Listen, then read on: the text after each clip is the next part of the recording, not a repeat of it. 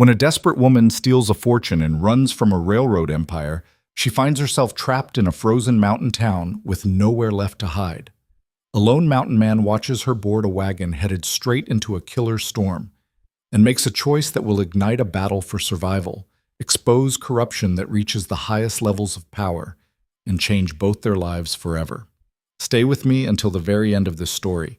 Hit that like button and drop a comment telling me what city you're watching from so I can see how far this tale has traveled. Now, let me take you back to the winter of iron and snow. The wind off the mountains carried the smell of iron and coal smoke, a bitter promise that winter had arrived in Iron Hollow with teeth bared and claws extended. Silas Boone had lived through 43 winters in the high country, and he knew the language of the wind better than he knew the voices of men.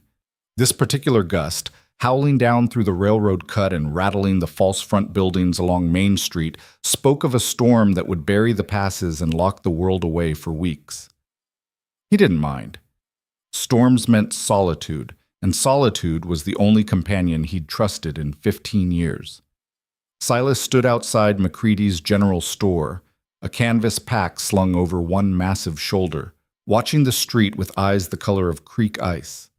He was a tall man, broad through the chest and shoulders, with a beard gone silver at the edges and hands scarred from a lifetime of hard work in harder places. His buckskin coat bore patches of elk hide, and his boots were wrapped with rabbit fur against the cold. Everything about him said wilderness. He belonged to the peaks and pines, not to civilization's shabby approximation of order. The town itself was barely worth the name. Iron Hollow existed for one reason: the railroad. The Union Pacific had punched through here 6 years back, and now the town served as a waypoint for logging operations that stripped the forests bare and shipped the timber east to build cities Silas would never see and had no desire to visit. There was a rail station, a freight depot, a store, a telegraph office, a saloon, and a scattering of rough buildings that housed the workers who kept the operation running. One road in, one road out. A place people passed through, not a place they stayed. Perfect for a man who wanted nothing from the world.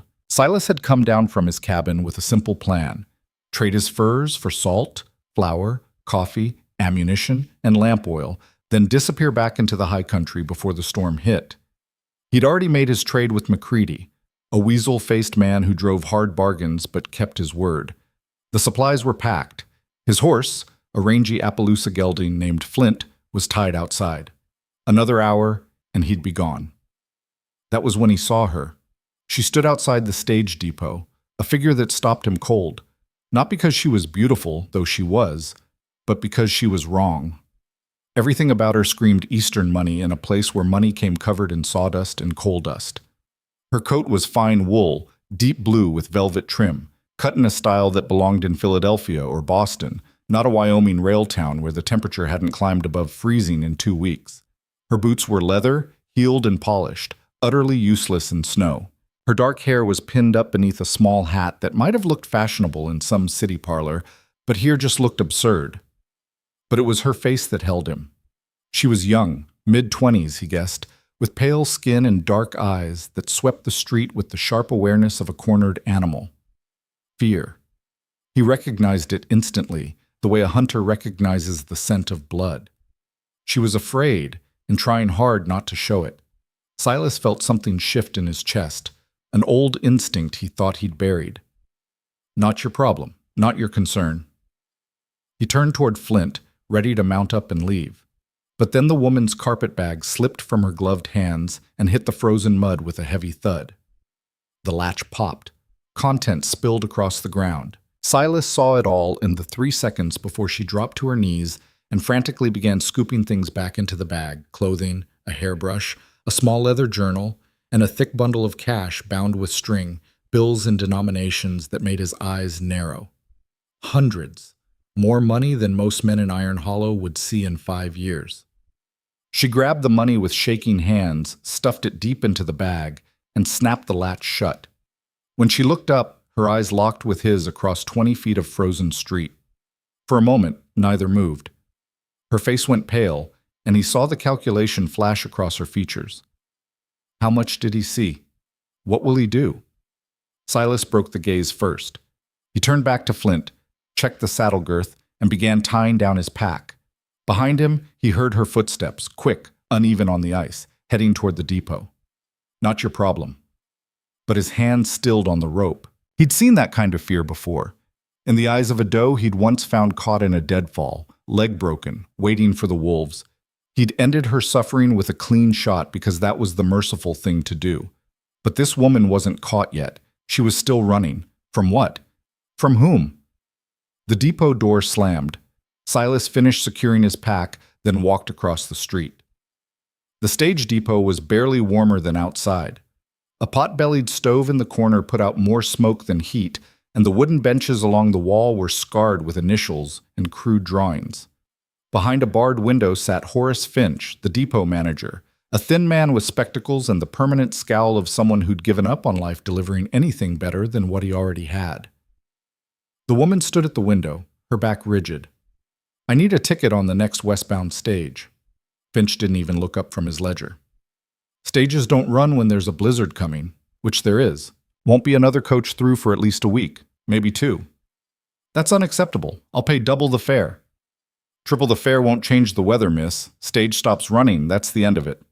Finch finally looked up, his eyes narrowing as he took in her expensive coat and desperate expression. "You could try the freight depot. Sometimes they'll let passengers ride in the caboose if the price is right, and the engineer's feeling generous, but the next freight isn't until tomorrow morning, and I wouldn't count on it leaving if this storm's as bad as they're saying." The woman's jaw tightened. "Then I'll wait for the freight." Finch shrugged. "Suit yourself.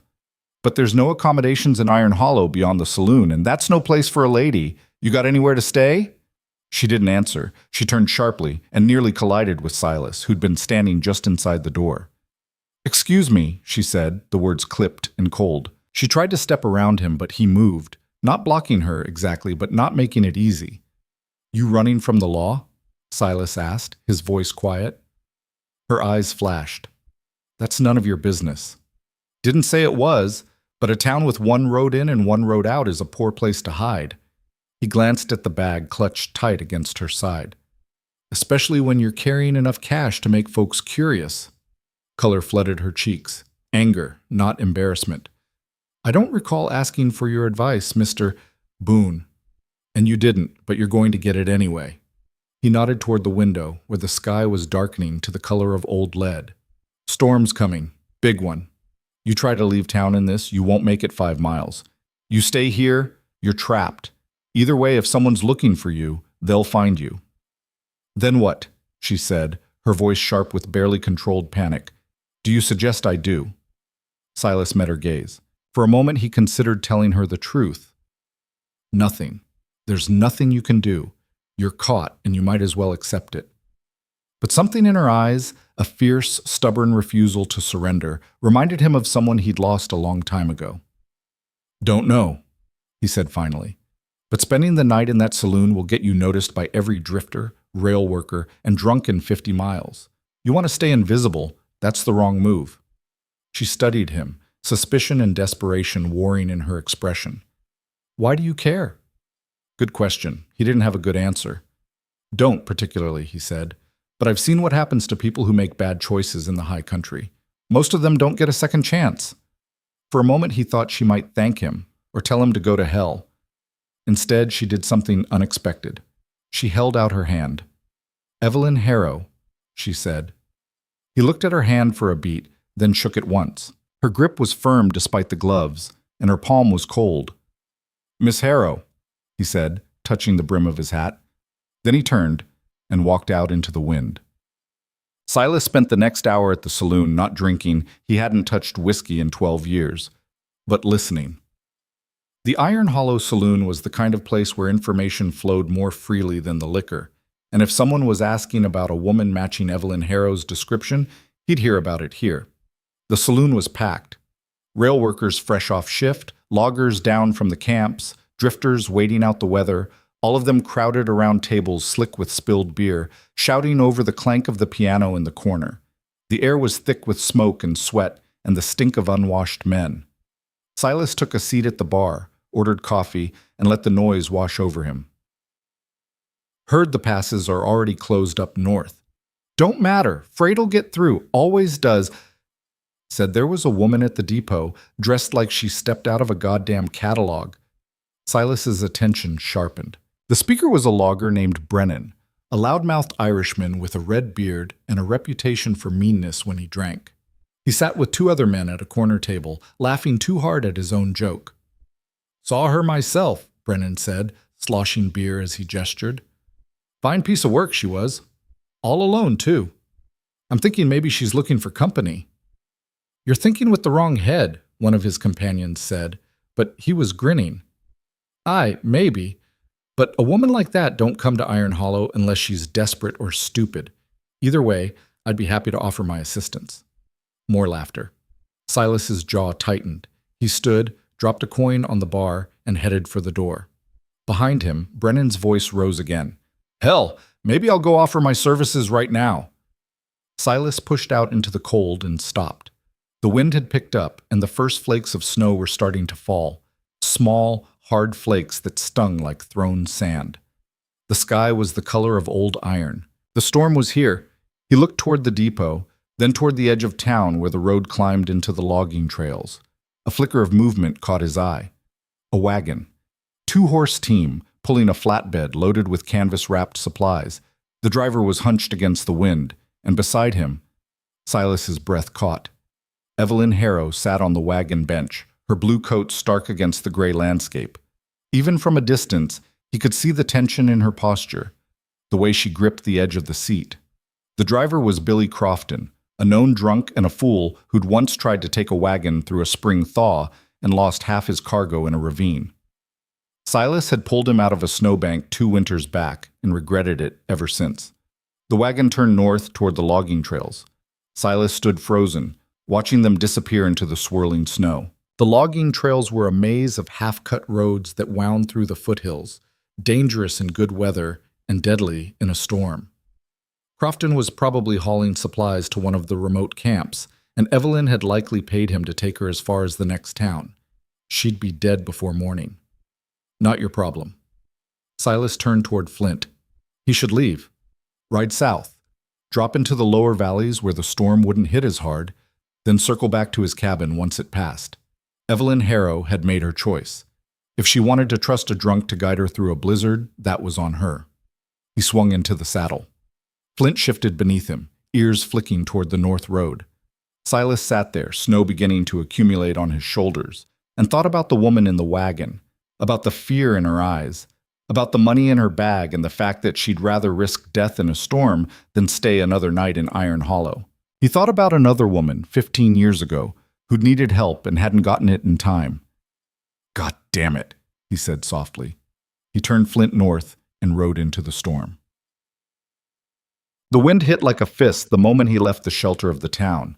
Snow came horizontal, blinding and brutal, turning the world into a whiteout chaos of ice and noise.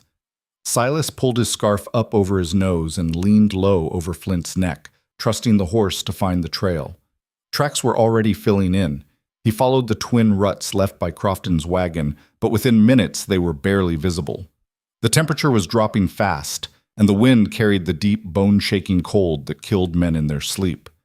He rode for what felt like hours, but was probably less than one, climbing into the foothills where the pines grew thick and the trail narrowed to a single track. The wagon would have to slow here. If he pushed, he could catch them, if they hadn't already gone off the road. Flint's hooves slipped on ice. Silas pulled him back, patted his neck. "Easy, boy, easy."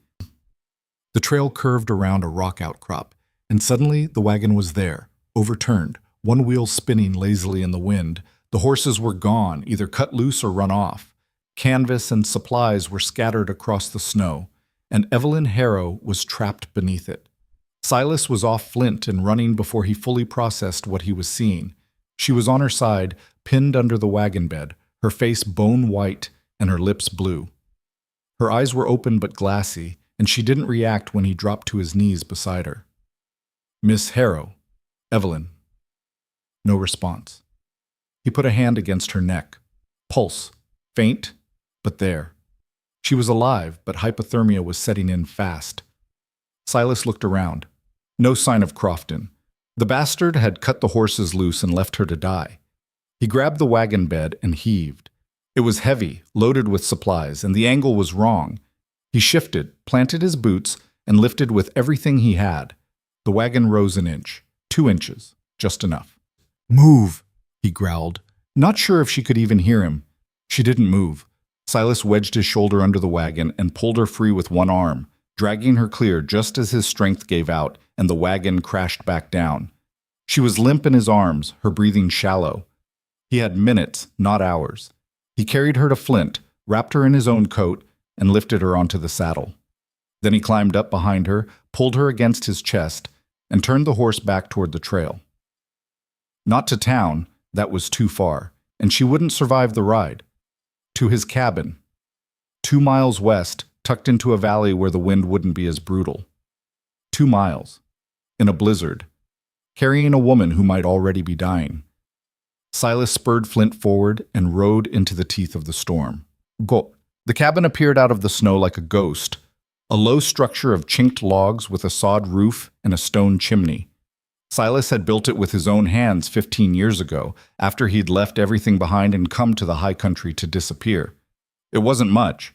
1 room, a stone fireplace, a sleeping loft, but it was solid, and it was shelter. He half carried, half dragged Evelyn inside, kicked the door shut behind them, and laid her on the floor near the cold fireplace. Her skin was ice cold, her breathing so shallow he had to put his ear to her mouth to confirm she was still alive. He worked fast, built a fire, hands moving on instinct even as his mind screamed that it was too late. She was too far gone. Got the flames roaring, then stripped off her wet coat, her boots, her dress. No time for modesty, not when every second counted. Wrapped her in blankets and furs, then laid her as close to the fire as he dared. For the next hour, he did everything he knew how to do. Warmed stones in the fire and wrapped them in cloth, tucking them against her feet and hands. Heated broth and tried to get a few spoonfuls past her blue lips. Rubbed her arms and legs to get the blood moving. And he talked. Didn't know why, didn't know if she could hear him, but he talked anyway. "You're going to be fine. You hear me? You're going to make it. You're tougher than you look, I can tell.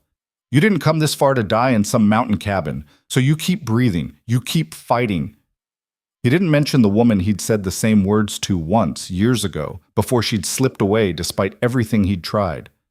Outside, the storm howled. Inside, the fire crackled and hissed. And slowly, finally, Evelyn's breathing deepened. Color began to return to her face. Her eyelids fluttered. Silas sat back, exhaled hard, and let himself believe she might actually survive. But she woke near dawn. The storm still raged outside, but the cabin was warm, the fire burning low and steady. Silas sat in a chair near the window, watching the snow, when he heard her move. "Where?" Her voice was barely a whisper, hoarse and cracked. He turned. She was sitting up, wrapped in blankets, her dark hair loose around her shoulders. Her eyes were clear now, though shadowed with exhaustion. "My cabin," Silas said, "about 2 miles west of where I found you." She looked around, taking in the rough-hewn walls, the simple furnishings, the furs hanging from pegs. Then her gaze dropped to herself, to the blankets, the absence of her dress. Her cheeks flushed. "Did you—" "Saved your life," Silas said flatly. "You were half frozen. Another hour and you'd have been dead. I did what I had to do." She pulled the blankets tighter, but the anger in her eyes faded, replaced by something else. Shame, maybe, or gratitude. "The wagon driver," she said. "He left me." "I know. Why did you come after me?" Silas didn't have a good answer to that. He'd asked himself the same question a dozen times during the long night. "Seemed like the thing to do," he said finally. Evelyn looked at him for a long moment, and he had the unsettling sense that she was seeing more than he wanted her to see. "Thank you," she said quietly. He nodded, stood, and moved to the stove. "You should eat something. You've been out for hours." She didn't argue. He heated more broth, brought it to her in a tin cup. She drank slowly, her hands shaking but steady enough. "How long will the storm last?" she asked. 2 days, maybe 3, maybe longer. And we're trapped here." "Yes." She closed her eyes, and he saw the fear return. "They'll find me. When the storm clears, they'll come looking. Who? She hesitated, then seemed to make a decision. When she opened her eyes again, there was a new hardness there, a resolve. Men who want me dead, she said. Silas pulled the other chair over and sat across from her. Tell me. And after a long pause, she did. Evelyn Harrow's father had been a railroad contractor in Philadelphia, a man who'd built his reputation on integrity and hard work. But 3 years ago, he'd taken a job for the wrong people, a consortium of investors led by a man named Marcus Ashford, who owned half the Union Pacific and wanted to own the other half. My father didn't know what he was getting into, Evelyn said, her voice low and tight. Ashford promised him a fortune if he could secure land rights through a valley in Colorado where they wanted to build a new rail line. My father thought it was legitimate. He bought the land, moved the equipment, started laying track. She paused, staring into the fire. Then he found out the truth. Ashford had paid off territorial judges to seize the land illegally from the ranchers who actually owned it. Men lost their homes. Families were driven out. Some of them fought back, and Ashford sent hired guns to deal with them. My father tried to walk away, but by then he was too deep. Ashford told him if he didn't finish the job, he'd destroy him, ruin his name, take everything he had. So he finished it, Silas said. He had no choice, but it broke him. Last year, he had a stroke. The doctors said it was the stress. He's bedridden now, can't speak, can't work. And Ashford didn't care. He called in the debt anyway. $50,000 my father didn't have. Silas let out a low whistle. $50,000 was a fortune. Ashford offered me a solution, Evelyn continued, her voice hard. Marry him, and the debt would be forgiven. My father would be taken care of. I'd live in comfort for the rest of my life. And you said no. I said I'd rather burn in hell. Despite everything, Silas felt the corner of his mouth twitch. This woman had spine. So you ran. Not at first. I tried to fight him legally, but Ashford owns judges, politicians, police. There was no one I could turn to. Then one night, I found something. She reached for her carpet bag, which Silas had brought in and set by the fire. She opened it and pulled out the leather journal he'd seen earlier. My father kept records. Every land deal, every payoff, every piece of leverage Ashford used. Names, dates, amounts, enough to bring down the entire operation if it ever went public. Silas took the journal, flipped through it. Page after page of neat handwriting, columns of numbers, lists of names. Some of them he recognized, senators, businessmen, men who moved in circles of power so far above Iron Hollow they might as well have been on the moon. This is dangerous, Silas said. I know, that's why I took it, along with $15,000 in cash from my father's safe, money he'd been saving to pay Ashford back. Her jaw tightened. I figured if I could get far enough away, I could use the journal to negotiate, trade it for my father's freedom. But Ashford found out before I could leave Philadelphia. He sent men after me, bounty hunters, the kind who don't ask questions. How many? At least 3 that I know of, maybe more. Silas handed the journal back. And you thought Iron Hollow was a good place to hide? I thought it was remote enough that they wouldn't think to look here. I was wrong. You were desperate, Silas said. Not an accusation, just a fact. Evelyn nodded. She looked exhausted, the kind of bone-deep tired that came from running too long with no hope of safety. I don't know what to do anymore, she admitted, and for the first time he heard the cracks in her armor. I can't go back. I can't move forward. I'm trapped. Outside, the storm howled. Inside, the fire crackled. Silas stood, walked to the window, and looked out at the wall of white. Somewhere out there, men were hunting this woman. Men who would kill her without hesitation if it meant protecting the fortunes and reputations detailed in that journal. He thought about the life he'd built here, solitary, quiet, disconnected from the world and its endless cruelties. He'd come to the high country to escape, and for 15 years it had worked. But standing here, listening to Evelyn Harrow's story, he felt something shift, something old and buried, a part of himself he'd thought was dead. When the storm clears, he said, not turning around, we'll figure out a plan. Get you somewhere safe. Why would you help me? He didn't answer right away. Didn't know how to explain the weight of old debts and older guilt. Because you're here, he said finally, and you need help. It wasn't much of an answer, but it was all he had. Behind him, Evelyn Harrow was silent. When he finally turned around, she was watching him with an expression he couldn't quite read. Gratitude, yes, but also something deeper. Recognition? Maybe. The look of one survivor seeing another. Thank you, she said again. Silas nodded once, then moved to bank the fire for the night. Outside, the storm swallowed the world in snow and darkness, and two strangers, bound now by circumstance and desperation, settled in to wait for the dawn. The storm didn't break on the third day as Silas had hoped. It intensified. Wind tore at the cabin walls with a fury that made the whole structure groan, and snow piled against the door until he had to dig them out twice a day just to keep from being buried alive. The world beyond the frosted window ceased to exist. There was only white, endless, and absolute, a void that swallowed sound and light, and any sense of time passing. Inside, the cabin became its own small universe. Silas kept the fire burning, rationed their supplies, and tried not to think about how long they might be trapped here or what would happen when the snow finally stopped. Evelyn healed quickly. By the second day, the color had returned to her face, and by the third, she was moving around the cabin without his help, though she still wrapped herself in blankets against the cold that seeped through every crack in the walls. She didn't talk much at first, and Silas respected that. He understood the need for silence, for space to process fear and exhaustion. But on the fourth day, as the storm howled outside and they sat on opposite sides of the fire eating a sparse dinner of salt pork and beans, she broke the quiet. How long have you lived up here? Silas looked up from his plate.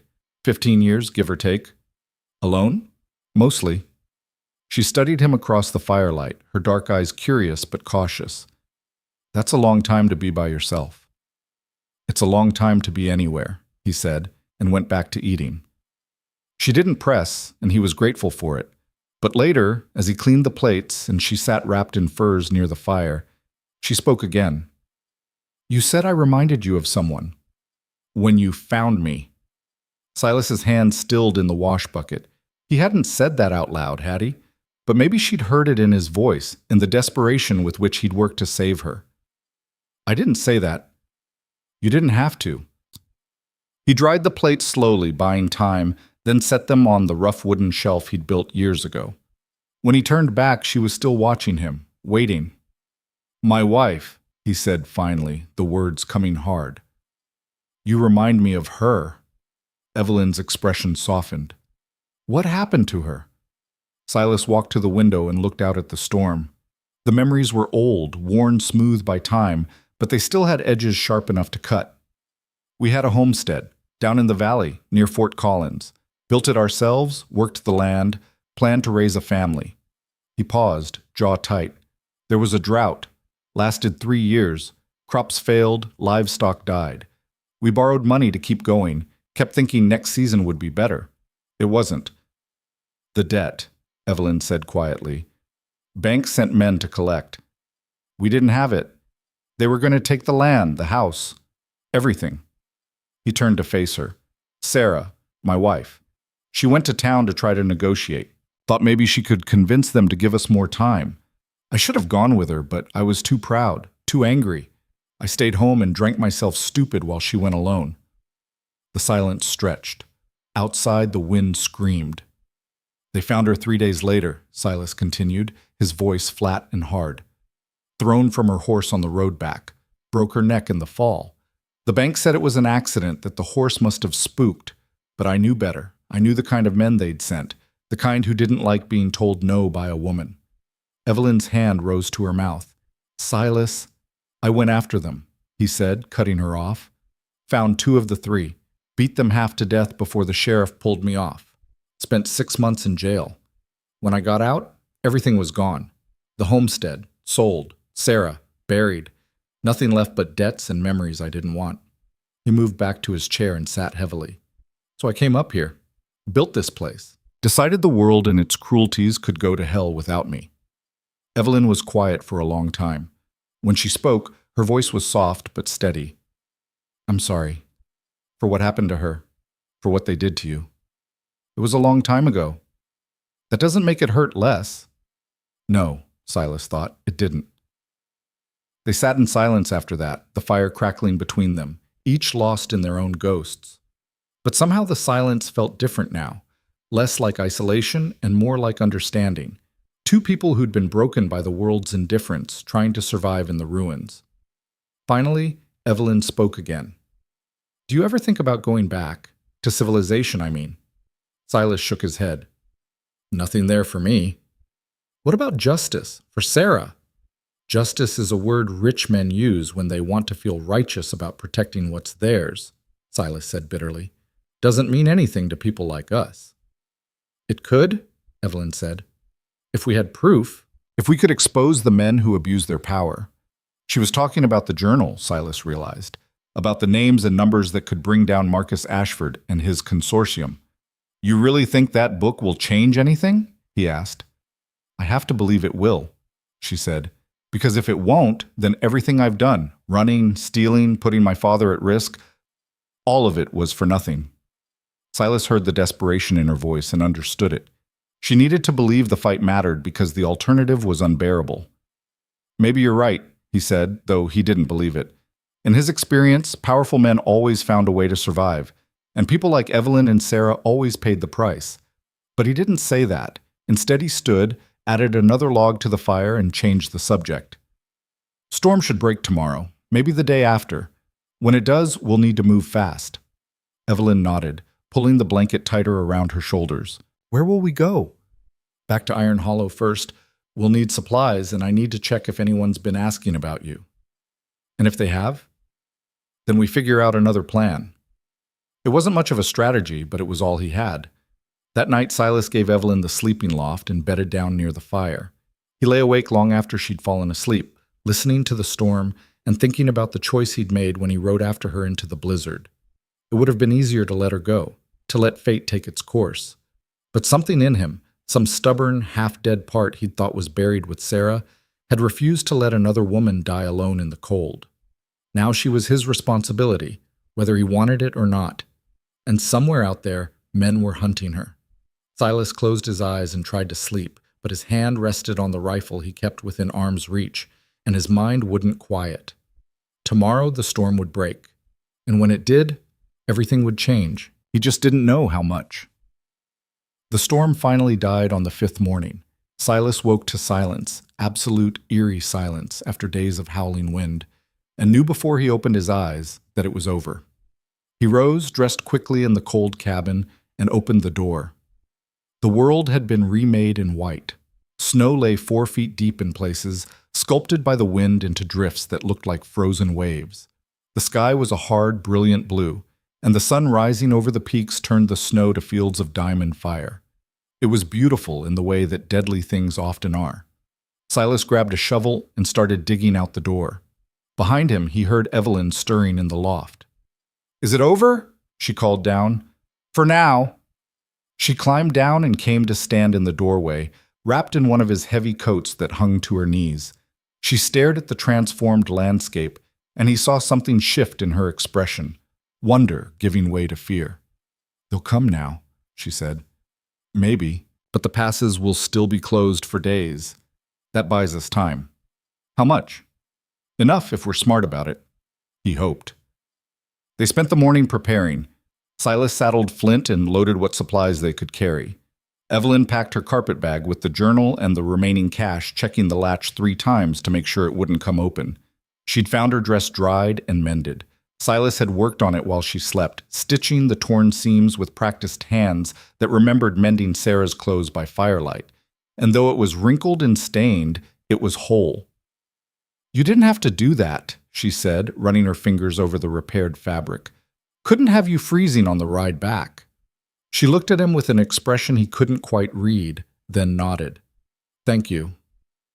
They left at noon, when the sun was highest and the trail most visible. The ride back was slow and treacherous. Flint had to pick his way through snowdrifts that sometimes rose above his knees, and more than once they had to dismount and lead him around deadfalls where the weight of snow had brought down whole trees. Evelyn rode behind Silas, her arms wrapped around his waist, and he tried not to think about the warmth of her against his back or the way she'd stopped shaking after the first mile. They didn't talk. The silence was necessary, practical. saving breath for the cold, conserving energy for the journey. But it was also comfortable in a way that surprised him. In 5 days, this woman had gone from a stranger to something else. Not quite a friend, he didn't let people get that close, but not a stranger anymore either. It took 3 hours to reach the overlook above Iron Hollow. Silas reined Flint to a stop and sat studying the town below. At first glance, everything looked normal. Smoke rose from chimneys. The rail yard was clear of snow, crews already working to restore the lines. People moved along the main street, small and dark against the white. But then Silas saw them. Horses tied outside the saloon, too many horses. And near the depot, 2 men in long coats and wide-brimmed hats standing in a way that suggested they were watching rather than waiting. "What is it?" Evelyn whispered. "Company," Silas said grimly. "The kind you don't want." He counted. At least 6 horses at the saloon, maybe more. The 2 men at the depot. Others he couldn't see but knew would be there, watching the roads, asking questions, waiting.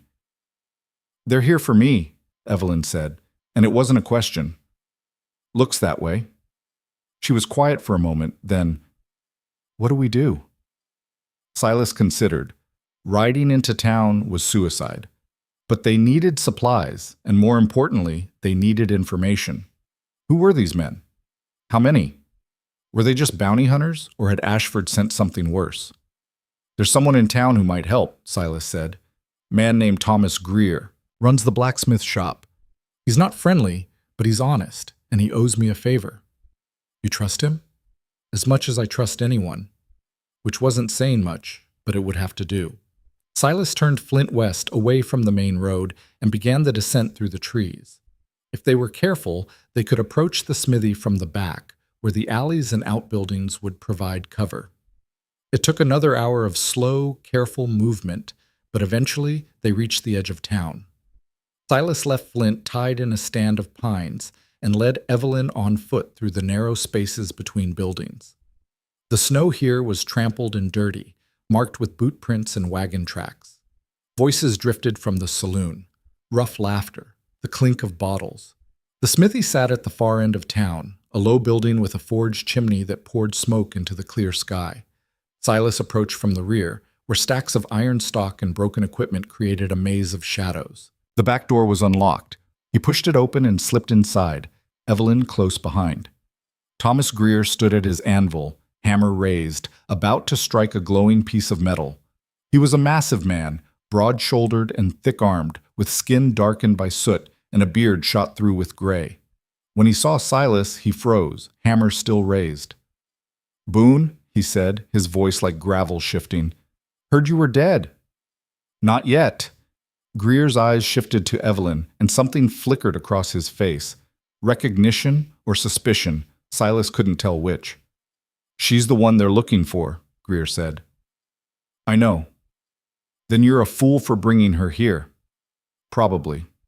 But I need information, Thomas. And you owe me." Greer scowled, set down his hammer, and wiped his hands on his leather apron. 3 years ago, I pulled you out of a snowbank. Debts paid. 2 years ago, you shot a man who tried to rob your shop. I buried the body and never said a word. Debt's not even close to paid." The 2 men stared at each other. Finally, Greer spat into the forge and nodded. "What do you want to know?" "Who are they? The men looking for her?" "Bounty hunters, mostly, led by a man calls himself Cade. Tall, thin, wears a black duster.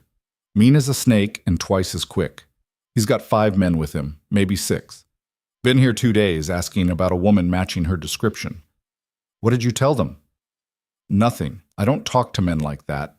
Greer looked at Evelyn. "But others did. They know she was here. They know about the wagon that left during the storm. Found Billy Crofton half frozen in a drift yesterday, babbling about leaving a woman to die in the mountains."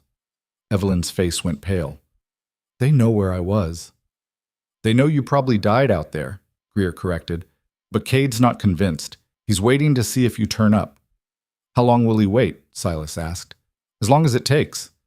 Men like him don't quit." Silas felt a cold weight settle in his chest. They couldn't hide in the mountains forever, and they couldn't outrun professional hunters indefinitely. What about the westbound freight? He asked. When's the next one through? Tomorrow morning, early, 6 o'clock. Greer's eyes narrowed. You thinking of putting her on it? If I can. You can't. Cade's got men watching the depot round the clock. She shows her face, they'll take her. Then we don't let them see her face. Greer was quiet for a moment, thinking. Then he shook his head. You're going to get yourself killed, Boone. Wouldn't be the first time I tried. Despite everything, Greer's mouth twitched, almost a smile. What do you need from me? A distraction. Something big enough to pull their attention away from the depot long enough for us to get her on that train. That's a tall order. I know. Greer looked at Evelyn again, his expression unreadable. Then he sighed, a sound like a forge bellows deflating. There's a load of timber being shipped out tomorrow. Big one, headed for Denver. I'm supposed to inspect the chains before they load it. If something were to go wrong during the loading, chains breaking, maybe a wagon tipping, it would cause quite a scene. Tie up the rail yard for hours. Can you make that happen? I can make anything happen in this town, Boone. Question is, will it be enough? Silas didn't have an answer to that, but it was better than nothing. Tomorrow then, he said, just after dawn. Greer nodded. Where will you be until then? Somewhere they won't think to look. That'll be a neat trick in a town this size. It would. But Silas had spent 15 years learning the land around Iron Hollow, learning every cave and canyon and hidden hollow. He'd find a place. They left through the back door and made their way carefully through the alleys. Silas was hyper-aware of every sound, every movement. Once footsteps approached from around a corner and he pulled Evelyn into the shadows behind a woodpile, his hand over her mouth, until the steps passed. Her heart hammered against his palm, and he felt an unexpected surge of protectiveness so fierce it startled him. When they reached Flint, Silas helped her into the saddle and swung up behind her. He didn't head back into the high country, too obvious, and the trails would be watched. Instead, he turned south, toward the river canyon where old mining camps sat abandoned and forgotten. It was full dark by the time they reached the camp Silas had in mind. It wasn't much, a collapsed cabin and a few rotting outbuildings, but there was a root cellar still intact, dug deep into the hillside and lined with stone. It would be cold, but it would be shelter, and more importantly, it would be invisible to anyone who didn't know where to look. Silas cleared the entrance and helped Evelyn down into the darkness. He'd brought candles and matches, and once he got a light going, the small space revealed itself. Stone walls, dirt floor, old shelving that had once held preserves and potatoes. Not comfortable, but safe. We'll stay here until morning, he said. Then we move. Evelyn nodded. She looked exhausted, her face drawn and pale in the candlelight. But there was also something else in her expression, determination, maybe, or resignation. The look of someone who'd accepted that tomorrow might be the end, one way or another. Silas, she said quietly. Yeah? If something goes wrong tomorrow, if they catch us, I want you to know I'm grateful for everything you've done. Nothing's going to go wrong. But if it does, it won't. She looked at him for a long moment, then nodded. But she didn't look convinced, and truthfully, neither was he. They shared what little food he'd brought, jerky and hardtack, washed down with water from his canteen. Then Evelyn curled up in the corner with the blankets he'd packed, and Silas sat near the entrance, rifle across his knees, listening to the night. Hours passed. The candle burned low. Evelyn's breathing evened out into sleep, and Silas was left alone with his thoughts. He thought about Sarah, about the choices that had led to her death and his long exile. He thought about the men hunting Evelyn and the journal in her bag that could destroy them. He thought about Thomas Greer's warning. You're going to get yourself killed, Boone. Maybe. But if he was going to die, at least it would be for something that mattered, for someone who deserved better than what the world had given her. The candle flickered and died. In the darkness, Silas closed his eyes and waited for dawn. When the first light of morning crept through the cracks in the cellar door, Silas woke Evelyn with a gentle hand on her shoulder. She came awake instantly, eyes wide and alert. No confusion, no hesitation. She'd learned to sleep like a hunted thing, ready to run at a moment's notice. It's time, he said. They gathered their things in silence, and climbed out of the cellar into a world painted gold and pink by the rising sun. The air was brutally cold, their breath rising in clouds, but the sky was clear. Good weather for travel, bad weather for hiding. Silas helped Evelyn onto Flint, then led the horse on foot through the canyon. They couldn't risk being seen on the road, so he took them through the trees, following a deer trail that wound parallel to the rail line. By the time they reached the outskirts of Iron Hollow, the sun was fully up and the town was stirring. Silas found a vantage point in the rocks above the rail yard and settled in to watch. Right on schedule, a crew of workers began loading the timber shipment, massive logs chained to flatbed cars. Thomas Greer was there, moving between the cars, inspecting the chains with deliberate slowness. Silas spotted Cade and his men near the depot, exactly where Greer had said they'd be, waiting, watching. Everything was in place. Now it was just a matter of timing. Silas felt Evelyn's hand slip into his, and he realized she was shaking, not from cold, from fear. "When this starts," he said quietly, not looking at her, "you run. Don't look back. Don't wait for me. You get on that train and you go." "What about you?" "I'll be right behind you." "Silas, I mean it, Evelyn. You get on that train." She was quiet for a moment, then squeezed his hand once before letting go. Below, Thomas Greer stepped back from one of the flatbed cars and raised his arm. The signal. Then everything went to hell. The chain securing the top tier of logs snapped with a sound like a gunshot. Logs rolled, crashing down onto the rail bed with earth-shaking force. Men shouted, dove out of the way. One log smashed into a water tower, rupturing it, sending a flood of icy water across the yard. Chaos erupted. Workers ran. Foremen bellowed orders, and Cade and his men turned as one, drawn by the commotion. "Now," Silas said. They ran. Down the slope they went, half running, half sliding through the snow that still clung to the shadowed places between rocks. Silas kept Evelyn's hand gripped tight in his, pulling her forward when she stumbled, steadying her when loose stones shifted beneath her impractical boots. Behind them, the sounds of chaos in the rail yard grew louder. Men shouting, the crash of more timber falling, the shriek of metal on metal. Thomas Greer had done his job well. Maybe too well. They reached the backside of the freight depot just as the westbound locomotive began venting steam, preparing for departure. Silas pressed Evelyn against the wall and peered around the corner. The platform was mostly clear. The commotion at the loading area had drawn nearly everyone away. But not everyone. A man stood near the passenger entrance, arms crossed, watching the chaos with the detached interest of someone who'd seen it all before.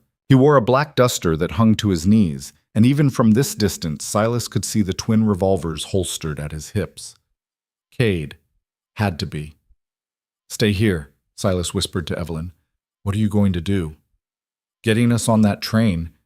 He started to move, but her hand shot out and caught his arm. "Silas, he'll kill you." "Not if I'm careful."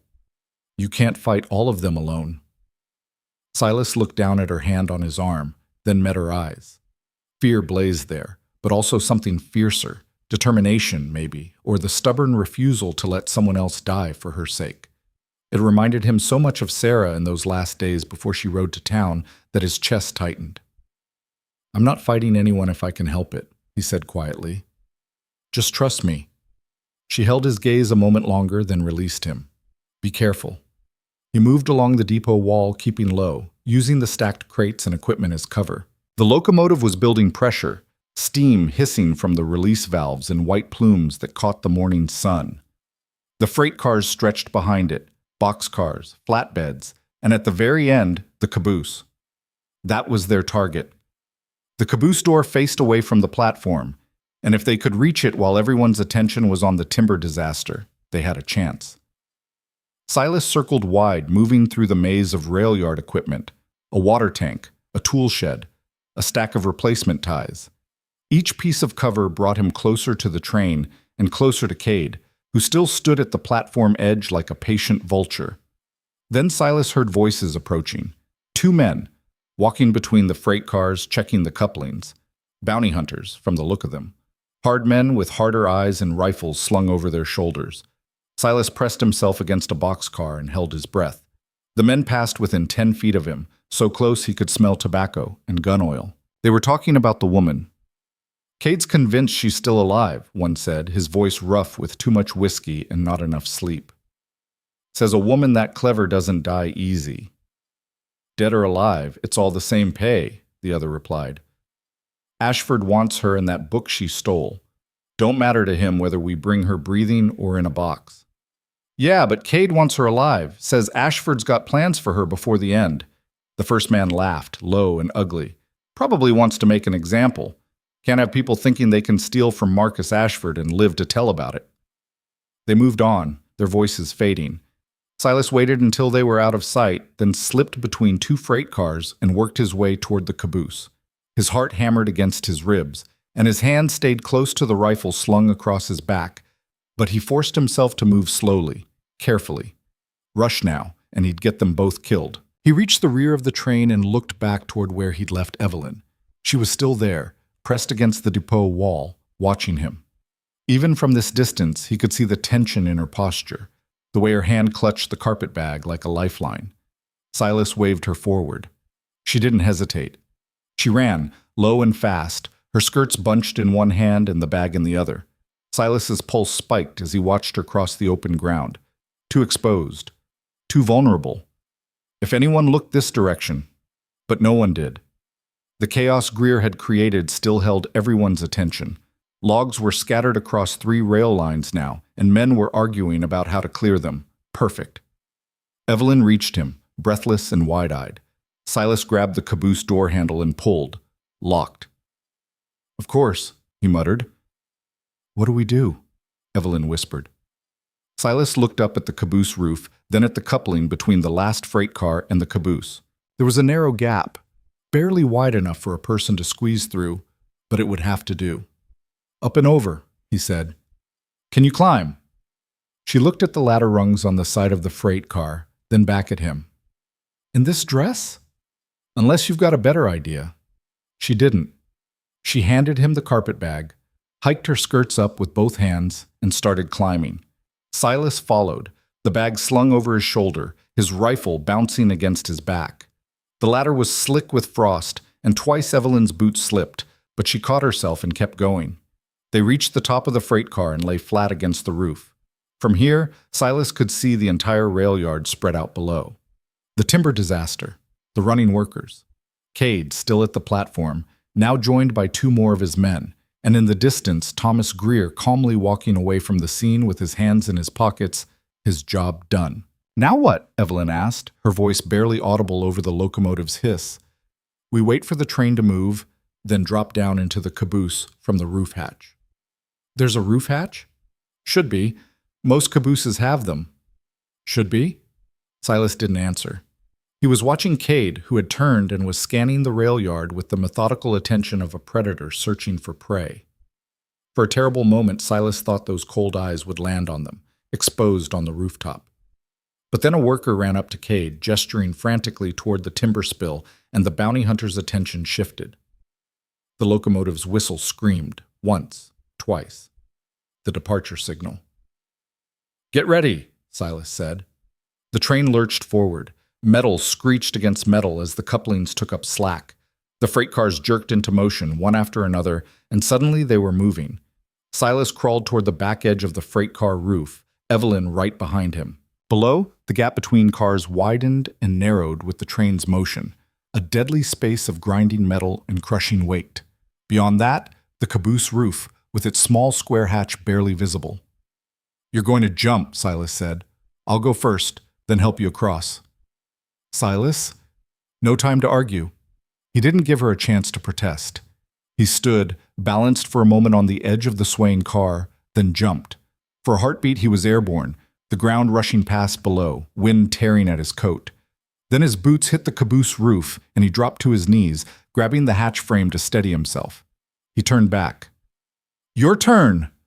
Evelyn stood on the freight car roof, the carpet bag clutched against her chest, terror written across her face. The gap between cars was wider now, the train picking up speed. I can't. Yes, you can. Just jump. The train whistle shrieked again. They were clearing the rail yard, picking up speed. In seconds, the gap would be too wide. Evelyn, now! She closed her eyes, took 2 running steps, and jumped. Time seemed to slow. Silas saw her arc through the air, skirts billowing, the bag flying from her grip. She was going to make it. She wasn't going to make it. She was falling short. His hand shot out and caught her wrist. The impact nearly pulled him off the roof, but he locked his other arm around the hatch frame and held on. Evelyn slammed against the side of the caboose with a cry of pain, her legs dangling over the coupling gap. "I've got you," Silas grunted, his shoulder screaming in protest. "Climb!" She scrabbled for purchase, found the ladder rungs, and pulled herself up. Silas hauled her the rest of the way, and they collapsed together on the caboose roof, gasping. "The bag," Evelyn said, trying to sit up. "The journal. Landed on the roof. I saw it." Silas crawled forward and retrieved the carpet bag from where it had wedged against the hatch. He handed it to her, and she clutched it like a drowning woman clutching driftwood. Below them, Iron Hollow was falling away, the building shrinking, the rail yard chaos becoming distant and small. They'd made it. They were on the train. Then Silas heard the shout. He turned and looked back. On the platform, Cade stood with his arm raised, pointing directly at them. Even from this distance, Silas could see the fury on the man's face. Around him, his men were running, some toward horses tied near the depot, others toward a smaller locomotive Silas hadn't noticed before, a private engine with a single passenger car attached. "They saw us," Evelyn breathed. "Yeah." "What do we do?" Silas pulled the hatch open and looked down into the caboose. Empty, thank the fates. He dropped through, landed in a crouch, then reached up to help Evelyn down. The caboose was small and utilitarian, bunks along one wall, a small stove, windows on all sides. Through the rear window, Silas could see Iron Hollow receding. Through the side window, he saw something that made his blood run cold. The private locomotive was in motion, steam pouring from its stack, already building speed. "They're coming after us," he said. Evelyn moved to the window and watched the pursuing train. Her face had gone pale, but her jaw was set. "How long until they catch us?" "Depends on the engineer. If ours is running light and theirs is pushing hard, maybe 30 minutes, maybe less." "Can we make the engineer go faster?" "Not without explaining why, and I doubt he'd believe us." Silas looked around the caboose, assessing their options. Not many. The train was picking up speed on the downgrade into the canyon, but the private locomotive was smaller, lighter, built for speed rather than freight. It would catch them. "We can't fight them here," Evelyn said, reading his thoughts. "There's too many of them." "I know." "Then what do we do?" Before Silas could answer, the caboose door burst open. A man filled the doorway, one of Cade's hunters, the one Silas had heard talking about bringing Evelyn in dead or alive. He had his rifle up, already aiming at Evelyn's chest. "Well, well," the man said, grinning. "Cade said you were clever, miss. Didn't mention you had help." Silas moved without thinking. He lunged forward, knocked the rifle barrel aside just as it fired. The shot went wild, punching through the caboose roof. Silas drove his shoulder into the man's gut, and they crashed together through the doorway onto the small rear platform. The wind hit like a hammer. The ground blurred past below, rocks and snow and death. The man recovered fast, brought the rifle butt around in a vicious arc. Silas ducked, felt it whistle past his ear, then drove his fist into the man's kidney. Once, twice, the hunter grunted, stumbled. Silas grabbed the rifle, twisted it free, and in one smooth motion sent it spinning off the platform into the canyon. The man roared, came at him with fists like clubs.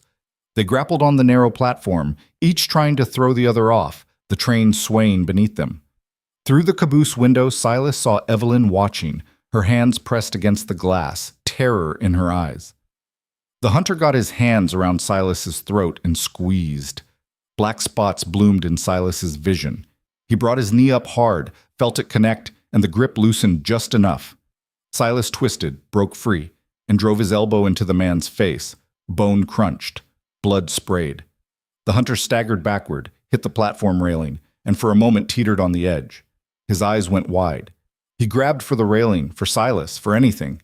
Silas could have helped him, could have pulled him back. He didn't. The man fell, tumbling backward off the platform.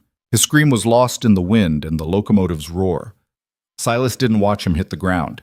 He turned back to the caboose, breathing hard, his hands shaking. Evelyn opened the door. Are you hurt? No. He's dead. Yes. She stared at him, and he saw her processing what had just happened, what he'd just done, what he was capable of. He waited for the fear, for the revulsion, for her to look at him the way people had looked at him 15 years ago when they'd pulled him off those bankmen. Instead, she stepped onto the platform and took his hand. Come inside, she said quietly. They went back into the caboose and Silas pulled the door shut. His hands were still shaking. He'd killed men before. The war, mostly, and once or twice since, but it never got easier. Never stopped feeling like something essential had been ripped away. Silas, Evelyn said. He looked at her. Thank you. 2 words. Simple. But they steadied him somehow, brought him back from the edge of whatever dark place he'd been slipping toward. We're not out of this yet, he said. That was just one of them. The rest are on that locomotive behind us. As if summoned by his words, a gunshot cracked. The rear window shattered, spraying glass across the caboose floor. Evelyn screamed and dropped flat. Silas hit the floor beside her and crawled to the broken window. The private locomotive was closer now, close enough that he could see figures on its front platform. 3 men with rifles, taking aim. Another shot punched through the caboose wall, splintering wood. They're not trying to stop us, Evelyn said, her voice tight. They're trying to kill us. Or slow us down until they can board. More shots. The caboose was being systematically torn apart. Silas grabbed his rifle and returned fire, aiming for the locomotive's windows. Glass shattered, and the shooters ducked for cover, but seconds later they were back, firing again. We can't stay here, Silas said. We need to move forward, get into the freight cars where they can't see us. And then what? Then we figure out how to stop them. They ran for the forward door, staying low. Bullets chased them, punching through the thin walls. Silas wrenched the door open, and they stumbled out onto the coupling platform between the caboose and the last freight car. The wind was vicious here, tearing at their clothes, threatening to pull them off the train. Below, the canyon dropped away in a dizzying fall of rock and empty air. The freight car door was closed, locked from the inside. Can you open it? Evelyn shouted over the wind. Silas examined the door. Heavy bolt, designed to be opened from inside. He could shoot the lock, but that would alert everyone on the train to their presence. Then he noticed the ladder on the side of the car. Up again, he said. Evelyn looked at the ladder, at the swaying train, at the pursuing locomotive now less than 3 car lengths behind. Then she nodded and started climbing. They made it to the roof just as another volley of shots tore through the caboose below. From up here, Silas could see the entire train stretching ahead, 10 freight cars, the coal tender, the locomotive. And behind them, the private engine gaining fast, close enough now that he could see Cade standing on the front platform, his black duster whipping in the wind. Keep moving, Silas yelled. They ran across the freight car roof, jumped to the next car, then the next. It was insane, suicidal, running across the tops of swaying train cars with a canyon dropping away on both sides and bullets snapping through the air. But it was better than being trapped in the caboose. They were 3 cars from the locomotive when Evelyn stopped. Silas, wait! He turned. She was looking back at the pursuing train, her expression strange. What is it? I just realized something, she said. They want the journal. They need it. I know. No, you don't understand. She clutched the carpet bag tighter. If I destroy it, they have no reason to keep chasing us. They'll still want you dead. You know too much. Maybe. But without proof, Ashford's empire stays safe. He might be willing to let me go. Silas stared at her. You're not seriously considering. It's the only leverage I have. It's also the only thing that can bring him down. I know. Her voice broke, and he saw tears in her eyes. Whether from wind or emotion, he couldn't tell. But what good is bringing him down if we're both dead? Before Silas could respond, a bullet struck the roof between them, sparking off metal. The private locomotive was right behind the caboose now, close enough to board. In seconds, Cade's men would be climbing up after them. We're out of time, Silas said. Whatever you're going to do it now. Evelyn looked at the bag in her hands, then at the pursuing train. Her face was a mask of agony, years of running, of planning, of hoping for justice, all balanced against the immediate need to survive. Then she made her choice. She turned toward the edge of the freight car and raised the bag high. "Cade!" she screamed. "You want this? Come get it!" And she threw the carpet bag off the train. It arced through the air, tumbling end over end, and fell into the canyon. Silas watched it disappear into the rocks and scrub brush far below, taking with it the journal that could have destroyed Marcus Ashford's empire. On the private locomotive, Cade roared in fury. He gestured frantically, and the train began to slow, falling back. Two of his men jumped off onto the canyon slope, scrambling toward where the bag had fallen. "They're going after it," Evelyn said, her voice hollow. "They don't care about me anymore. They just want the book." The private locomotive was slowing, falling farther behind. But Cade himself wasn't giving up. As Silas watched, the bounty hunter jumped from the slowing train onto the back of the caboose, then started climbing. "One of them's still coming," Silas said grimly. Evelyn turned and saw Cade pulling himself onto the caboose roof. Even from this distance, they could see the cold fury on his face. "Run," Silas said. They ran forward, leaping from car to car, heading for the locomotive. Behind them, Cade followed with the relentless patience of a man who knew his prey was trapped. There was nowhere for them to go but forward, and eventually the train would end. They reached the coal tender and scrambled over the mound of black coal, slipping and sliding. Evelyn fell, and Silas hauled her up. Her hands were black with coal dust, her fine dress torn and filthy. She looked nothing like the frightened Eastern woman he'd first seen in Iron Hollow. She looked like a survivor. They dropped down into the gap between the tender and the locomotive. Through the open door, Silas could see the engineer and fireman, both focused on the track ahead. They hadn't noticed the drama unfolding behind them. "We could tell them," Evelyn said. "Get them to help. Or they panic and stop the train, and we're sitting ducks." "Then what?" Silas looked back. Cade had crossed the freight cars and was climbing over the coal tender. He'd pulled one of his revolvers, and his face was a mask of cold determination. "We make a stand," Silas said. He pulled Evelyn down behind the tender's low wall and raised his rifle. "Right here." Cade cleared the coal pile and dropped into the gap with them. For a moment, the three of them stood there, balanced on the swaying platform between the tender and the locomotive, the wind screaming around them. "You made a mistake, miss," Cade said, his voice surprisingly calm. "Throwing away your only bargaining chip." "Maybe," Evelyn said. "Or maybe I just saved both our lives." Cade smiled, but there was no warmth in it. "You think Ashford will let you live now that you've proven you can't be controlled? You think he'll just forget about the money you stole, the humiliation you caused him?" "I think he has bigger problems than me now," Evelyn said. "Without that journal, he has no idea what I've already told people. What evidence I might have sent east. He'll spend the rest of his life wondering if I'm the threat that brings him down." Cade's smile faded. He raised his revolver, aimed it at Evelyn's heart. Silas stepped between them. "Move, mountain man," Cade said. "This doesn't concern you." "It does now." "You'll die for her?" Silas didn't answer. He just stood there, rifle lowered but ready, his body shielding Evelyn. Cade studied him, then shook his head. "Foolish. But I suppose that's what love makes men." The word hit Silas like a physical blow. Love. Was that what this was?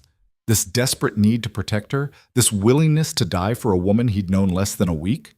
He didn't have time to process it. Cade's finger tightened on the trigger. Then Evelyn moved. She grabbed Silas's arm and pulled him sideways just as Cade fired. The bullet missed by inches, struck the locomotive's boiler with a metallic ping. The engineer shouted in alarm, and suddenly the locomotive was slowing, brakes screaming. The sudden deceleration threw all three of them off balance. Cade stumbled, caught himself on the tender's edge. Silas raised his rifle, but Evelyn was in the way, and he couldn't get a clear shot. Cade recovered first. He lunged forward, grabbed Evelyn by the hair, and yanked her toward the edge of the platform. She screamed, clawing at his hand, her feet slipping on the metal grating. Silas dropped the rifle and dove at Cade, catching him around the waist. They crashed together against the tender, grappling. Cade's revolver went off again, the shot going wild. The train was still slowing, the canyon walls sliding past at a crawl now. Cade brought the revolver down toward Silas's head. Silas caught his wrist, twisted. They fought for the gun, straining against each other. Cade was strong, wiry and fast, but Silas had 50 pounds on him and 15 years of surviving in the mountains. With a roar, Silas drove Cade backward. The bounty hunter's shoulders hit the platform railing. For a moment they were locked together, neither able to gain advantage. Then Evelyn was there.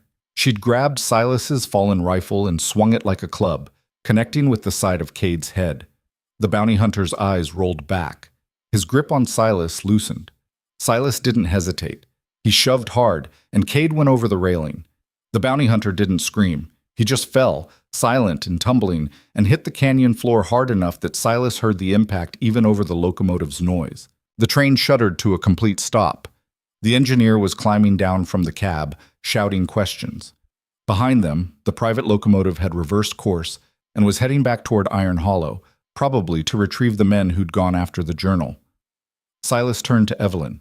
She was still holding the rifle, her chest heaving, her eyes wide with shock. "You saved my life," he said. She looked at him, then at the rifle in her hands, then back at him. "You saved mine first." They stood there on the stopped train, covered in coal dust and blood, survivors of a battle they'd somehow won. Around them, the canyon stretched away in silence, and overhead, the sky was a perfect, brutal blue. The engineer reached them, full of questions and accusations. But Silas barely heard him. All he could see was Evelyn, alive and whole, and the choice she'd made, throwing away her only leverage, her only hope of justice, to save them both. Later, he would learn that the choice hadn't been what it seemed, that Evelyn Harrow was far cleverer than even he had given her credit for. But in that moment, standing on a stopped train in the middle of a Wyoming canyon, he simply pulled her close and held on, knowing they'd crossed a line together that neither could uncross. Whatever came next, they would face it together. The engineer's name was Porter, and he didn't believe a word of their story. "Bounty hunters on my train," he said, his weathered face red with anger and disbelief. "Men shooting at passengers, bodies falling off platforms. You expect me to believe all that?" They stood beside the stopped locomotive, the canyon stretching silent and vast around them. Porter's fireman, a young man named Walsh, was checking the boiler where Cade's bullet had struck, making sure the damage wasn't serious. The other crew members, a conductor and 2 brakemen, had emerged from the forward cars, drawn by the gunfire and sudden stop. "Believe what you want," Silas said, his voice flat with exhaustion. "But there's a dead man in that canyon, and if you go back to Iron Hollow, you'll find more of them waiting. Then we'll get the sheriff involved. Let the law sort this out." "The sheriff's in Ashford's pocket," Evelyn said. "He won't help us. He'll hand me over to whoever's paying him the most." Porter's eyes narrowed. "Ashford, Marcus Ashford. You know him?" "Every railroad man west of the Mississippi knows Marcus Ashford. Man owns half the Union Pacific and wants to own the rest." Porter looked at Evelyn with new interest, taking in her torn dress and coal-stained hands. "What'd you do to get on his bad side?" "Refused to marry him," Evelyn said simply. "And took something that belongs to my father." "The money," Porter said. It wasn't a question. "Part of it." Porter was quiet for a long moment, his jaw working like he was chewing on a particularly tough piece of gristle. Finally, he spat into the dirt and shook his head. "I don't get paid enough for this," he muttered. Then, louder, "I can take you as far as Rawlins. After that, you're on your own, and if anyone asks, I never saw you." "Thank you," Evelyn said. "Don't thank me yet. We've got 100 miles of track between here and Rawlins, and if Ashford's men are smart, they'll wire ahead. Could be a welcoming committee waiting when we arrive." "Then we'll deal with it when we get there," Silas said. Porter looked at him, really looked at him for the first time. "You're the mountain man everyone talks about. Boone, right? The one who went up into the high country and never came back down." "I came down." "Yeah, you did. Question is why?" Silas glanced at Evelyn, who was watching him with an expression he couldn't quite read. "Seemed like the thing to do." Porter snorted. "You're either the bravest man I've ever met or the stupidest. Either way, get back in the caboose and stay out of sight. Last thing I need is passengers asking why there's bullet holes everywhere." They did as he asked, climbing back through the freight cars to the battered caboose. The interior was destroyed, windows shot out, walls splintered, the small stove knocked loose from its moorings. But it was shelter, and after what they'd been through, even this wreckage felt like sanctuary. The train lurched into motion again. Silas watched through the broken rear window as the canyon where Cade had fallen disappeared around a curve. Somewhere back there, men were searching for the carpetbag Evelyn had thrown away, tearing through rocks and brush, desperate to recover the journal that would save their employer's empire. They would find it eventually. And when they opened it, they would discover Evelyn's final gambit. "You want to tell me what was really in that bag?" Silas asked. Evelyn sat on one of the broken bunks, her hands folded in her lap. She looked exhausted, her face pale beneath the grime, but there was something else in her expression now, a fierce satisfaction that hadn't been there before. "A decoy," she said. Silas turned from the window. "What?" "The journal I threw off the train was a fake. Pages of random numbers and names I copied from a ledger book I bought in Philadelphia. It looks convincing, good enough to fool someone at a glance, but it's worthless." Silas stared at her. "The real journal?" "Hidden, back in Iron Hollow." For a moment, Silas couldn't speak. The sheer audacity of it, the calculated risk, left him speechless. She'd bet everything on a bluff, thrown away a fake, while the real evidence, the genuine threat to Ashford, remained safe. "Where?" he finally asked. "Thomas Greer's forge. I gave it to him the night before the storm, before I tried to leave town with Crofton. Told him if I didn't come back for it within a month, he should send it to the Philadelphia Inquirer." "You trusted him with that?" "I didn't have a choice. I needed someone who wouldn't be connected to me, someone Ashford's men wouldn't think to question." She met his eyes. "And you said he was honest." "I said he was honest for a blacksmith. That's not the same thing." "Well, we'll find out, won't we?" Silas sat down heavily on the opposite bunk, his mind racing. If Greer kept his word, the journal was safe. If he didn't, if Ashford's men somehow learned about it and got to him first, then everything Evelyn had done, all the running, all the risk, would be for nothing. "Why didn't you tell me?" he asked. "Because the fewer people who knew, the better. If Cade had captured you, tortured you—" She stopped, her voice catching. "I couldn't risk it. So you were going to let me think you'd thrown away your only leverage." "Yes. Let me believe you'd given up justice for survival." "Yes." Silas shook his head, not quite able to decide if he was angry or impressed. "You're either the smartest woman I've ever met or the most reckless. Can't I be both?" Despite everything, he found himself smiling. "Yeah, you can." They sat in silence for a while, listening to the rhythm of the rails, watching the landscape roll past through the broken windows. The canyon gave way to high plains, snow-covered and empty, stretching to distant mountains that rose like broken teeth against the sky. "What happens when we reach Rollins?" Evelyn asked. "We disappear. Find a way back to Iron Hollow without being seen, retrieve the journal, and get you somewhere safe." "And then?" "Then you send that journal east. Bring down Ashford and his whole rotten empire." Evelyn was quiet for a moment. "And what about you? What about me? What will you do after all this is over?" It was a good question. Silas had spent 15 years with one goal: survive, day after day, season after season, asking nothing from the world but to be left alone. But now, sitting here with Evelyn, he realized that survival wasn't enough anymore. Somewhere in the last week, something had shifted. He'd started living again instead of just existing. "Don't know," he said honestly. "Haven't thought that far ahead." "You could come with me, east, I mean. Start over somewhere new." The offer hung in the air between them. Silas thought about Philadelphia, about cities full of people and noise and the kind of civilization he'd fled from 15 years ago. The idea should have repulsed him. But looking at Evelyn, imagining a life where he didn't wake up alone every morning, he felt something stir that he'd thought was long dead. "Maybe," he said. It wasn't a yes, but it wasn't a no either. The train rattled on through the afternoon and into evening. Walsh, the fireman, brought them water and some food he'd scrounged from the crew's supplies. Hard bread and cheese, but after days of limited rations, it tasted like a feast. He also brought news. "Porter wired ahead from the last water stop," Walsh said, keeping his voice low. "Warned the Rollins station master that we might have trouble. Told him to have the sheriff standing by, just in case. Can we trust the Rollins sheriff? Evelyn asked. Walsh shrugged. He's straight enough, I guess. But if Ashford's people get to him first with the right story, fugitive thieves, stolen money, whatever lie they're spinning, he'll side with them. Law tends to favor whoever looks more respectable. And Evelyn, with her torn dress and wild hair and the hunted look that still lingered in her eyes, wouldn't look respectable at all. We'll get off before Rollins, Silas said, soon as we're close enough to walk. It's 20 miles of open country, Walsh warned, and the temperature's dropping. You'll freeze. We've survived worse.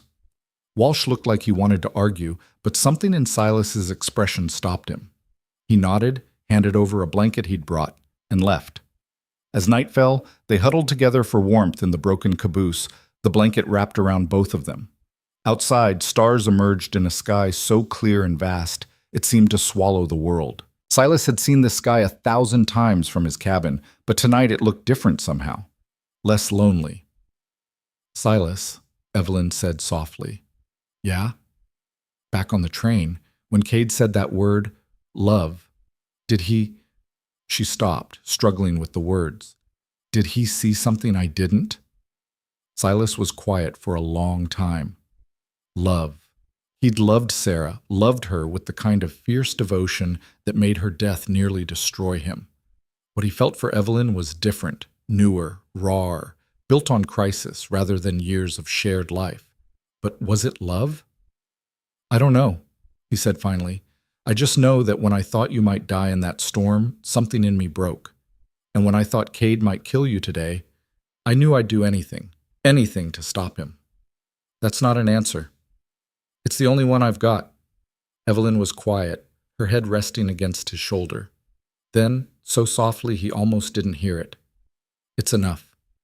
They slept fitfully, waking at every jolt and sway of the train. Sometime near midnight, Silas woke to find Evelyn crying silently, her shoulders shaking. He didn't ask why. He just held her until the tears stopped, and she fell back asleep. He understood. The adrenaline was fading, the shock wearing off, and she was finally processing everything that had happened. The violence, the terror, the weight of the choices she'd made. Tomorrow she would be strong again. Tonight she was allowed to break. Dawn came gray and cold. Porter slowed the train as they approached a water tower 10 miles outside Rollins, and Silas and Evelyn slipped off while the crew was busy refilling the locomotive's tanks. No one saw them go. Porter had made sure of it. They walked east across the frozen plains, following the rail line but staying far enough away to avoid being seen. The wind cut through their clothes, and by mid-morning, Silas's face was numb and Evelyn was shaking with cold despite the blanket wrapped around her shoulders. How much farther? She asked through chattering teeth. Another hour, maybe 2. I don't think I can make it. Yes, you can. He took her hand and pulled her forward, step by step, mile by mile. When she stumbled, he caught her. When she wanted to stop, he wouldn't let her. He'd carried her out of a blizzard once before. He'd carry her through this too if he had to. They reached the outskirts of Rollins near noon. The town was bigger than Iron Hollow, a proper railroad hub with hotels, saloons, shops, and a brick courthouse that spoke to prosperity and permanence. But prosperity also meant more people, more eyes, more chances of being recognized. Silas led them through back alleys and between buildings, avoiding the main streets. They needed supplies, food, warmer clothes, money for travel, but every store was a risk. Finally, he spotted what he was looking for, a second-hand shop, small and dingy, tucked between a feed store and a boarded-up saloon. Wait here, he told Evelyn, leaving her in an alley behind the shop. I'll be quick. Inside, the shop smelled of mothballs and old leather. A woman behind the counter looked up as he entered, her eyes narrowing at his rough appearance. Help you? Need clothes. For a woman, about this tall. He held his hand at Evelyn's height. Traveling clothes. Warm. The woman's expression suggested she'd heard this request before and knew what it usually meant. A man buying clothes for someone he shouldn't be with. But she didn't ask questions. She just pulled items from the racks. A wool dress, a heavy coat, boots, gloves. $15, she said. Silas had money. Not much, but enough. He'd brought what little he kept hidden at his cabin. He paid, took the bundle of clothes, and left before the woman could change her mind about the transaction. In the alley, Evelyn changed quickly, her modesty abandoned in favor of speed and warmth. The second-hand clothes fit reasonably well, and more importantly, they were practical, nothing that would draw attention or mark her as the refined Eastern woman Ashford's men were hunting for. "Better?" Silas asked. She nodded, pulling the coat tight. "Much." "Good. Because we're not staying." They needed to get back to Iron Hollow, but the trains would be watched. That left one option. They'd have to buy or steal horses and ride the 100 miles through country that was still locked in winter's grip. Silas knew a man in Rawlins, a horse trader named Dalton, who operated out of a corral on the west edge of town. Dalton was a scoundrel and a cheat, but he asked no questions as long as the money was good. They found him in his corral, examining a bay mare's teeth. He looked up as they approached, his eyes narrowing in recognition. "Boone, thought you were dead." "Not yet." "Heard there was some excitement on the eastbound freight this morning. Something about shooting and bodies falling off trains." Dalton's gaze shifted to Evelyn. "You wouldn't know anything about that, would you?" "Need 2 horses," Silas said, ignoring the question. "Sound and willing, plus tack. That'll cost you." "How much?" "For horses? 50 each. Saddles and gear? Another 20. It was highway robbery, and they both knew it, but Silas didn't have time to negotiate. "I'll give you 80 for everything," Dalton laughed. "You must think I'm stupid." "I think you're smart enough to know when to take a deal and not ask questions." Dalton studied them both, his expression calculating. Then he nodded. 80, cash, and I never saw you." The transaction was completed in minutes. Dalton brought out 2 horses, not the best in his corral, but not the worst either. A roan gelding for Silas and a smaller buckskin mare for Evelyn. The tack was worn, but serviceable. As they were saddling up, Dalton spoke again. "Word of advice, Boone. Whatever you're running from, you might want to run faster. There's been men asking about a woman, telegrams coming through all morning, sheriffs getting nervous." "What kind of men?" "The kind with money and no conscience. They're offering $1,000 for information leading to her capture." $1,000. In a town like Rawlins, that kind of money would turn even honest men into betrayers. "How long before they find us?" Evelyn asked. "If I were you," Dalton said, "I'd already be gone." They rode out of Rawlins at a gallop, heading west into the open country. Behind them, the town fell away, and ahead the mountains rose like a wall against the sky. They rode hard through the afternoon, pushing the horses as much as they dared. The landscape was brutal and beautiful, endless plains of snow broken by rocky outcrops and stands of pine that looked black against the white. The temperature dropped as the sun sank toward the horizon, and Silas knew they'd have to find shelter soon or risk freezing. Just before dark, they spotted smoke rising in the distance. A homestead, isolated and small, nestled in a shallow valley. Silas approached cautiously, one hand on his rifle. The house was a sod structure with a stone chimney, and a barn stood nearby, its roof sagging under the weight of snow. An old man emerged as they rode up, a shotgun cradled in his arms. His face was weathered as old leather, and his eyes were sharp despite his age. "State your business," he said, not quite aiming the shotgun at them, but making it clear he could. "Looking for shelter," Silas said. "Just for the night. We can pay." The old man looked them over. 2 people on tired horses, obviously running from something. "How much trouble you bringing to my door?" "Hopefully none. But I won't lie to you, there might be men following us." "What kind of men?" "The kind you don't want to meet." The old man was quiet for a long moment. Then he lowered the shotgun. "Barn's warm enough if you don't mind sleeping with the horses. I'll bring you food. But come morning, you're gone." "Fair enough." They bedded down in the barn, making a nest in the hay. The old man was true to his word, bringing them stew and bread and asking no more questions. As darkness fell and the temperature plummeted, Silas built a small fire in a metal bucket and they huddled close to it, eating in silence. "Do you think we'll make it?" Evelyn asked. "To Iron Hollow?" "To anywhere safe." Silas poked at the fire with a stick, watching sparks rise and die in the cold air. "I think we've got a chance. Better than we had yesterday." "That's not exactly reassuring." It's the truth. Evelyn smiled despite herself. You're terrible at giving comfort. You know that? Never been much good at it. Sarah must have been a patient woman. The mention of Sarah's name didn't hurt the way it once had. The wound was still there, but it had scarred over, become something he could live with. She was, Silas said.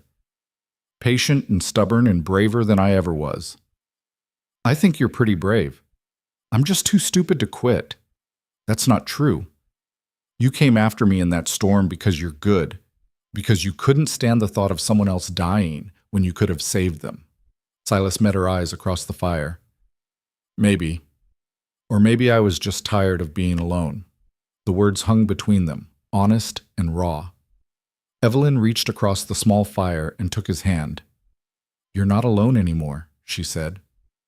That night they slept wrapped in each other's arms, not for warmth alone, but for the comfort of another human presence.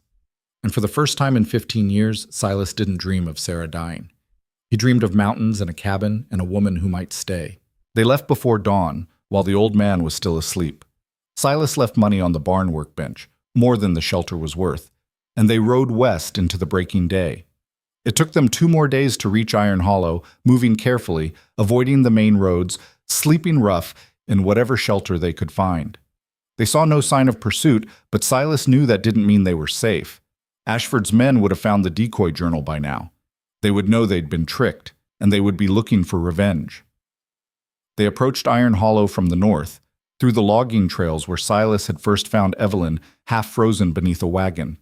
The town looked quiet as they observed it from the tree line, smoke rising from chimneys, people going about their business, no obvious signs of danger. But Silas had learned not to trust appearances. We go in after dark, he said. Straight to Greer's forge. Get the journal and leave. And if Ashford's men are there, then we fight. It was a simple plan, with 100 ways it could go wrong, but it was all they had. They waited in the trees as afternoon faded to evening and evening to night. When full darkness fell and most of the town's lights had gone out, they rode down into Iron Hollow, keeping to the shadows, moving like ghosts through the frozen streets. The forge was dark. No smoke from the chimney. Silas's stomach tightened. That could mean Greer had simply closed up for the night, or it could mean something worse. They tied the horses behind the building and approached the back door. Unlocked. Not a good sign. Greer always locked his shop. Silas pushed the door open slowly, rifle ready. Inside, darkness and the smell of cold metal. He struck a match, and in its brief flare, saw that the forge was empty. The tools still hung on their pegs, the anvil stood silent, everything in its place. But Thomas Greer was gone. Evelyn moved deeper into the shop, searching.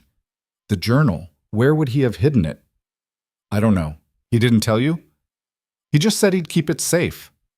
They searched quickly, quietly, going through the obvious places first, the desk, the tool chest, the small office in back.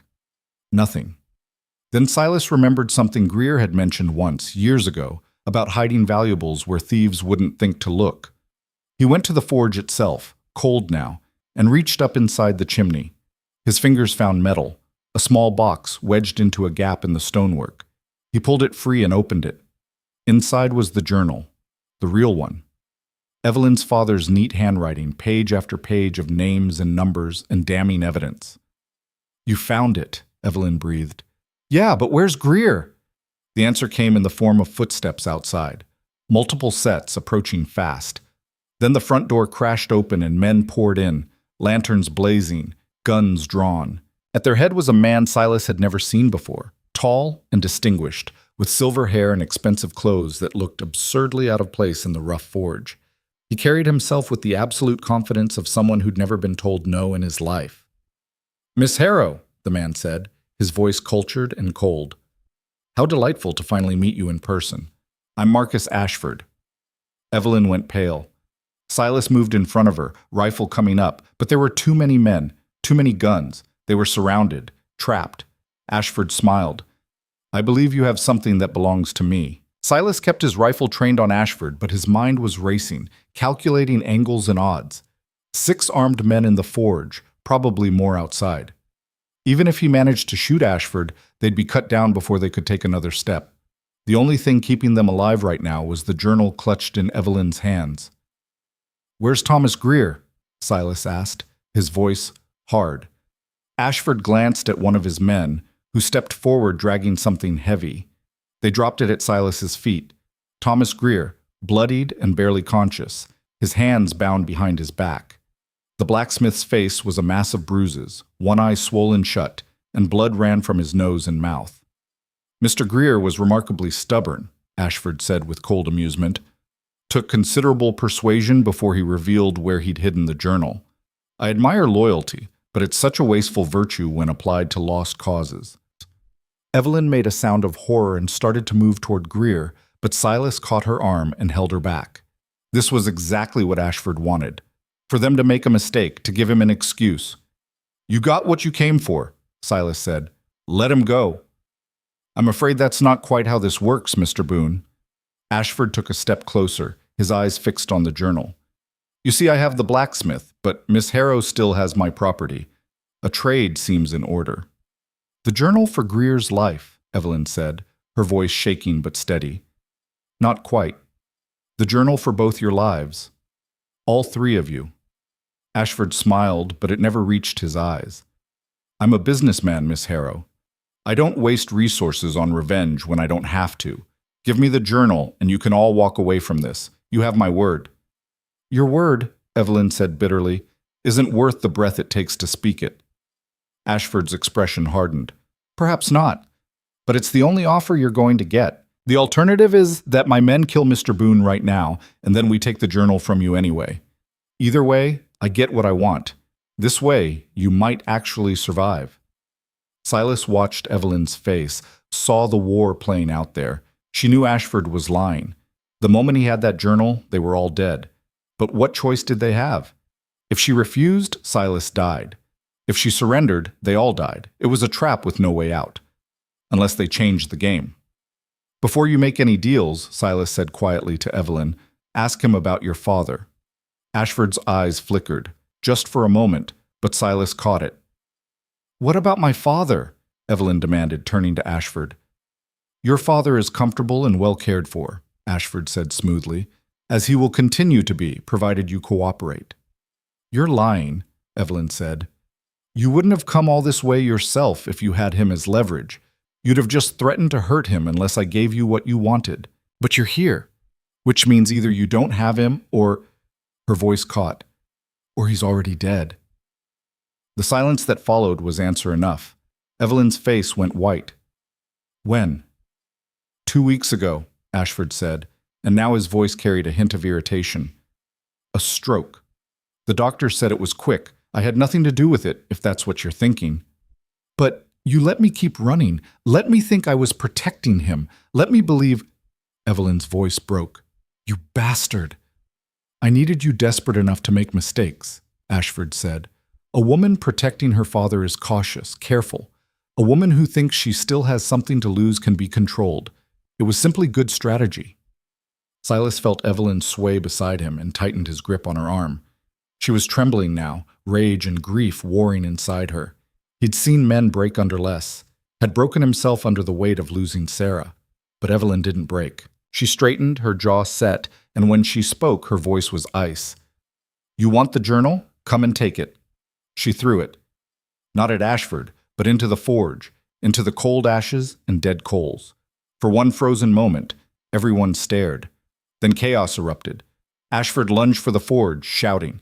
His men moved to follow, and Silas moved faster than he'd moved in 15 years. He drove his shoulder into the nearest gunman, sent him crashing into 2 others. His rifle came up, fired.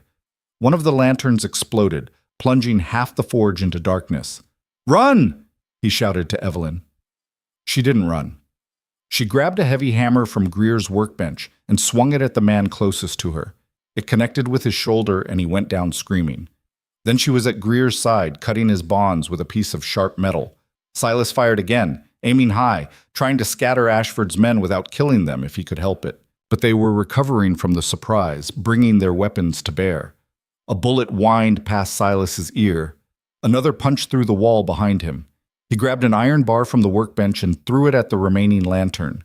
Glass shattered, oil spilled, and suddenly there was fire, real fire, spreading across the wooden floor, catching on the spilled oil, racing toward the walls. "Out the back!" Silas yelled. Evelyn and Greer stumbled toward the rear door. Silas fired twice more, giving them cover, then turned to follow. But Ashford was there, rising from the forge with the journal clutched in his hands, his expensive clothes smudged with ash. And behind him, two of his men had their rifles aimed directly at Evelyn. "Stop!" Ashford commanded. Silas froze. The fire was spreading fast now, flames licking up the walls, smoke beginning to fill the air. In minutes, the whole building would be an inferno. "I have the journal," Ashford said, holding it up. "I have what I came for, but I find that I'm no longer in a generous mood. You humiliated me, Miss Harrow. Cost me time, money, and reputation. That requires a response." "Then respond to me," Silas said, stepping forward. "Let them go. Keep me." "Silas, no," Evelyn started. "Shut up," he said, not taking his eyes off Ashford. "Let them go. I'm the one who helped her. I'm the one who killed your men. This is between you and me." Ashford considered this, his face thoughtful despite the smoke and fire. "An interesting proposition, but I think not. You see, Mr. Boone, I've learned that the best way to hurt someone isn't to kill them. It's to make them watch while you destroy everything they care about." He nodded to his men. "Kill them. All of them." The rifles came up. Silas dove to the side, bringing his own rifle around, knowing he was too slow, too late. This was it. This was how it ended.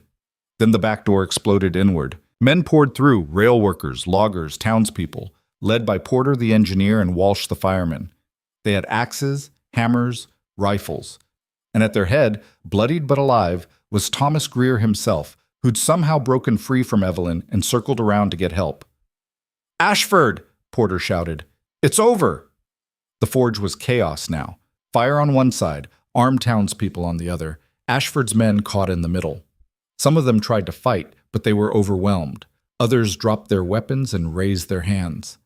Ashford himself stood frozen, the journal still clutched in his hands, his face a mask of disbelief. How had it come to this? His money, his power, his carefully constructed empire.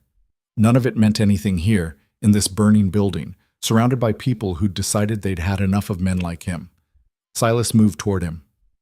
"It's over," he said quietly. "Let it go." For a moment he thought Ashford might actually surrender. Then the railroad magnate's face twisted with rage and he lunged, not at Silas, but at Evelyn, a knife appearing in his hand from somewhere. A final desperate attempt to hurt someone before the end. Silas was faster. His fist caught Ashford in the jaw, a solid punch that dropped the older man like a stone. The knife clattered away. The journal fell from Ashford's hands and Evelyn snatched it up, holding it tight against her chest. "Get everyone out!" Greer shouted. "This whole place is going up!" They fled into the street as the forge became an inferno behind them. Flames roared through the roof, sparks fountaining into the night sky. The townspeople formed a bucket brigade, trying to keep the fire from spreading to other buildings, but Greer's forge was lost. Ashford's men were rounded up, disarmed, tied with rope. Ashford himself lay unconscious in the snow, blood running from his split lip. Porter stood over him with a rifle, making sure he didn't get any ideas about running when he woke. Silas found Evelyn standing apart from the crowd, still clutching the journal, tears streaming down her face. Not tears of fear or pain, but of grief finally released. Her father was gone. The man she'd been running to protect, fighting to save, was dead, and had been dead for weeks while she'd risked everything for nothing. "I'm sorry," Silas said, putting his arm around her shoulders. She leaned into him, her whole body shaking. "He died thinking I'd abandoned him, thinking I'd run away and left him to Ashford's mercy. He knew you loved him. That's what matters." "Is it? Is it enough?" Silas didn't have an answer for that. All he could do was hold her while she cried and watch the forge burn and wonder what happened next. The answer came with the dawn. Porter and several other townspeople had tied Ashford and his men in the depot under guard. When the railroad magnate finally regained consciousness, he found himself facing not just angry townspeople, but something worse. The truth of what he'd done, laid bare by the very journal he'd been so desperate to destroy. Evelyn had spent the hours before dawn sitting at a table in Porter's locomotive cab, carefully copying pages from the journal by lamplight. Not all of it, that would take days, but the most damning sections. Names of judges and politicians who'd taken bribes, details of land seized illegally, records of violence ordered and paid for. And she made 3 copies, not 1. Insurance, she explained to Silas as she worked, her eyes red-rimmed but focused. 1 copy goes to the Philadelphia Inquirer, 1 to the federal marshal in Denver, and 1 stays here with Porter in case something happens to the others. You think the papers will actually print it? I think a scandal this big, involving men this powerful, they'll fight each other for the chance. She was right. By the time the westbound stage finally made it through 2 days later, the passes had cleared enough for travel. 3 sealed envelopes were ready to go. Porter personally handed them to the driver with instructions to guard them with his life. What about Ashford? Silas asked. We can't hold him forever. We don't have to, Greer said. He was sitting on a bench outside the depot, his face still bruised but his spirits unbroken. Federal marshal's been wired. He'll be here in 3 days to take custody. By then, every newspaper east of the Mississippi will be running the story. He'll try to buy his way out, Evelyn said. Men like him always do. Maybe, Greer acknowledged, but it'll cost him everything he has, and he'll still probably end up in prison. That's a kind of justice. It wasn't perfect justice. It wasn't Sarah getting to live or Evelyn's father being freed from debt or any of the other wrongs being made right. But it was something. It was powerful men facing consequences for the first time in their lives. Silas could live with that. Over the next few days, as they waited for the marshal to arrive, Iron Hollow transformed. The story of what had happened, how a woman had stolen evidence and run, how a mountain man had risked everything to protect her, how townspeople had stood up to one of the most powerful men in the territory, spread through the rail camps and logging operations like wildfire. People came from miles around just to see Ashford locked in the depot, brought low. Some came to spit curses at him. Others just stared in silence, seeing for the first time that power wasn't permanent, that giants could fall.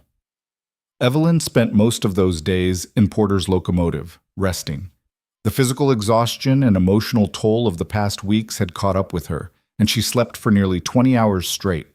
When she finally emerged, pale and quiet, Silas was waiting. How are you feeling? He asked. Like I survived something I shouldn't have, she said. Like I'm not sure what comes next. I know the feeling. They walked to the edge of town where the mountains rose stark and beautiful against the sky. The snow was beginning to melt in the lower elevations, revealing patches of brown earth and the first hints of spring grass. Winter was ending. The world was changing. I have to go back east, Evelyn said, to Philadelphia, settle my father's affairs, make sure the journal gets into the right hands. She paused. And I have to testify. If there's a trial, they'll need me. I know. It could take months, maybe years. I know that too. She turned to face him. Come with me. It was the second time she'd asked. The first time, in the broken caboose, Silas had said maybe. Now, with space to think and time to process everything that had happened, he had to give her a real answer. I can't, he said. Pain flickered across her face. Why not? Because that's your world, Evelyn. Courts and lawyers and cities full of people. It's not mine. I tried living in civilization once. It broke me. You're not broken. Not anymore, he admitted. But I'm also not who I'd have to be to survive there. I'm a mountain man. It's not just what I do, it's who I am. Evelyn was quiet for a long moment, looking out at the mountains. Then, so this is goodbye. It doesn't have to be. What else could it be? Silas took a breath. This was harder than facing down Cade's guns, harder than fighting through a blizzard. But Evelyn deserved honesty. Come back, he said. When it's over, when you've done what you need to do in Philadelphia, come back here. To Iron Hollow? To the high country. To my cabin. He met her eyes. To me. She stared at him. You're asking me to leave everything behind, my old life, the city, everything I know. I'm asking you to choose. Not right now. You need time. But later, when the dust settles and the trials are done, and you've had a chance to figure out who you are without your father's debt hanging over you, then choose. And if I choose the city, then I'll know you made the right choice for you, and I'll be glad you survived. That's all? Silas smiled, sad and honest. That's all I can promise. I'm not going to beg you to love a life you hate. But if you think you could be happy in the mountains, with a man who doesn't talk much and a cabin that's colder than hell in winter, then the door's open. Evelyn's eyes filled with tears, but she was smiling. You're an impossible man, Silas Boone. I know. You're also the best man I've ever known. I'm not. Yes, you are. She took his hands. And I don't know if I'll come back. I don't know what I'll want when all this is over, but I promise I'll think about it. I'll really think about it. That's all I'm asking. The federal marshal arrived the next day, a hard-eyed man named Barrett, who looked like he'd seen every kind of criminal and wasn't impressed by any of them. He took custody of Ashford and his men, loaded them into a reinforced wagon, and prepared to transport them to Denver for trial. Before he left, Evelyn gave him a full statement, everything that had happened from the moment Ashford had tried to force her into marriage to the showdown in the burning forge. Barrett listened carefully, taking notes, and when she was done, he nodded. This testimony, combined with the journal evidence, should be enough to put him away for a long time, he said. But I'll need you to testify in person when the trial starts. Can you do that? Yes, Evelyn said firmly. I can do that. Barrett turned to Silas. And you, Mr. Boone. I understand you killed several men during this affair. Silas tensed, wondering if he was about to be arrested, but Barrett's expression wasn't accusatory. Self-defense, the marshal said. From what I hear, they were trying to kill you and Miss Harrow. I'll need a statement, but I don't anticipate charges. The men you killed were wanted for other crimes anyway. You probably did us a favor. Relief washed through Silas. He'd half expected to end this whole thing in a jail cell, but apparently frontier justice still had some flexibility left in it. Thank you, he said. Don't thank me. Thank Miss Harrow. She's the one who brought down a criminal empire. You just helped her stay alive long enough to do it. When Barrett's wagon finally rolled out of Iron Hollow, with Ashford and his men locked inside, the whole town turned out to watch. There was no cheering, no celebration, just the quiet satisfaction of seeing justice, imperfect as it was, being served. Evelyn left 2 days later on the westbound stage. Silas rode with her to the depot, helped her with her bags, new ones, since her original carpet bag had been lost somewhere in the chaos. She wore the second-hand clothes he'd bought her in Rawlins, practical traveling clothes that made her look like any other woman heading east. But she wasn't any other woman. She was Evelyn Harrow, the woman who'd brought down Marcus Ashford, the woman who'd survived a blizzard and a train chase and a burning building, the woman who'd changed Silas's life in ways he was still figuring out. This is it, she said as the stage driver called for final boarding. For now, she smiled. For now. Then she kissed him, there in front of the whole town, a kiss that was goodbye, and maybe and promise all tangled together. When she pulled back, her eyes were bright with tears. All right, she said. I'd like that. And Silas? Yeah? Thank you for everything. He wanted to tell her she didn't need to thank him, that she'd given him as much as he'd given her, a reason to live instead of just survive, a reminder that the world still had good people worth fighting for. But the words stuck in his throat, so he just nodded. She climbed into the stage. The driver cracked his whip, and Silas stood in the street watching until the stage disappeared around a bend and she was gone. The mountains were quiet that spring. Snow melted in the passes, revealing trails that had been buried for months. Wildflowers bloomed in the high meadows, painting the landscape in colors Silas had forgotten existed. He worked on his cabin, making repairs he'd put off for years, and found himself thinking about what it would be like if Evelyn came back. Where would she sleep? Would she want her own space or share his? How would they handle the long winters when cabin fever set in? He was building a second room onto the cabin, just in case, when Porter rode up one afternoon in early June. Got something for you, the engineer said, dismounting. He pulled an envelope from his saddlebag and handed it over. Silas recognized the handwriting immediately. He opened it there, standing in the sunshine, and read. The letter was 3 pages long, written in Evelyn's neat script. She told him about Philadelphia, about settling her father's affairs, and discovering he'd left her a small inheritance, not much, but enough to live on. She told him about the newspapers, which had indeed published the journal's revelations and sparked a scandal that reached all the way to Washington. Ashford was awaiting trial, his business empire in ruins, his associates fleeing like rats from a sinking ship. She told him about the nights when she couldn't sleep, when the memories of the storm and the train and the burning forge came back to haunt her. And she told him about the mornings when she woke up thinking about mountains and silence and a man who'd risked everything for a stranger. The last page made Silas's hands shake. "I don't know if I can be the woman you need," she wrote. "I don't know if I'm strong enough for mountain winters or brave enough to leave civilization behind. But I know that when I close my eyes, I see your cabin. I see us sitting by the fire, and it feels more like home than any place I've ever lived. So I'm coming back. Not right away. The trial is in September, and I have to be there. But after that, if you'll still have me, I'd like to try. I'd like to see if a city woman and a mountain man can build something real. What do you say, Silas Boone? Is the door still open?" Silas read the letter 3 times, just to be sure he hadn't imagined it. Then he looked up at Porter, who was watching him with barely concealed amusement. "Good news?" the engineer asked. "Yeah," Silas said, and couldn't stop the grin spreading across his face. "Yeah, it is." He spent the summer finishing the new room and preparing for Evelyn's arrival. He built a proper bed frame, his current one was just a wooden platform, and hung curtains in the windows to replace the old hides.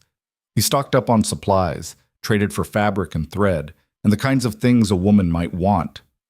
Thomas Greer helped, riding up to the cabin every few weeks with materials and advice. The blacksmith had rebuilt his forge with money donated by grateful townspeople, and business was better than ever. He seemed to take genuine pleasure in helping Silas prepare for Evelyn's return. "Never thought I'd see the day," Greer said one afternoon as they worked on installing a new stove. "Silas Boone, building a home for a woman. Don't get too excited. She might change her mind." "She won't." "How do you know?" Greer straightened, wiping sweat from his forehead. "Because I've seen the way she looked at you, same way Sarah used to look at you back in the day, like you hung the moon." The mention of Sarah's name still carried weight, but it didn't hurt the way it once had. Silas had loved Sarah with everything he had, but she was gone, and holding on to that grief forever wouldn't honor her memory. It would just waste the life she'd wanted him to live. "Sarah would have liked her," Silas said quietly. "Yeah," Greer agreed. "I think she would have." The letter announcing Evelyn's arrival came in early October. The trial was over. Ashford had been convicted on multiple charges and sentenced to 20 years in federal prison. His assets had been seized, his reputation destroyed. Justice, imperfect but real, had been served. "I'll be on the westbound stage arriving October 18th, Evelyn wrote. "If you've changed your mind, I understand. But if you haven't, I'll be the woman with too many bags and not enough sense, stepping off the stage and hoping like hell that mountain life is everything I've been dreaming about."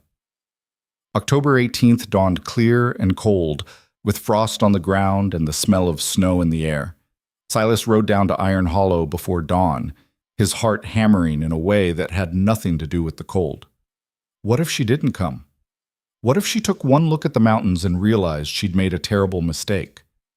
But when the stage rolled in at noon, Evelyn Harrow stepped out, and all Silas's fears evaporated.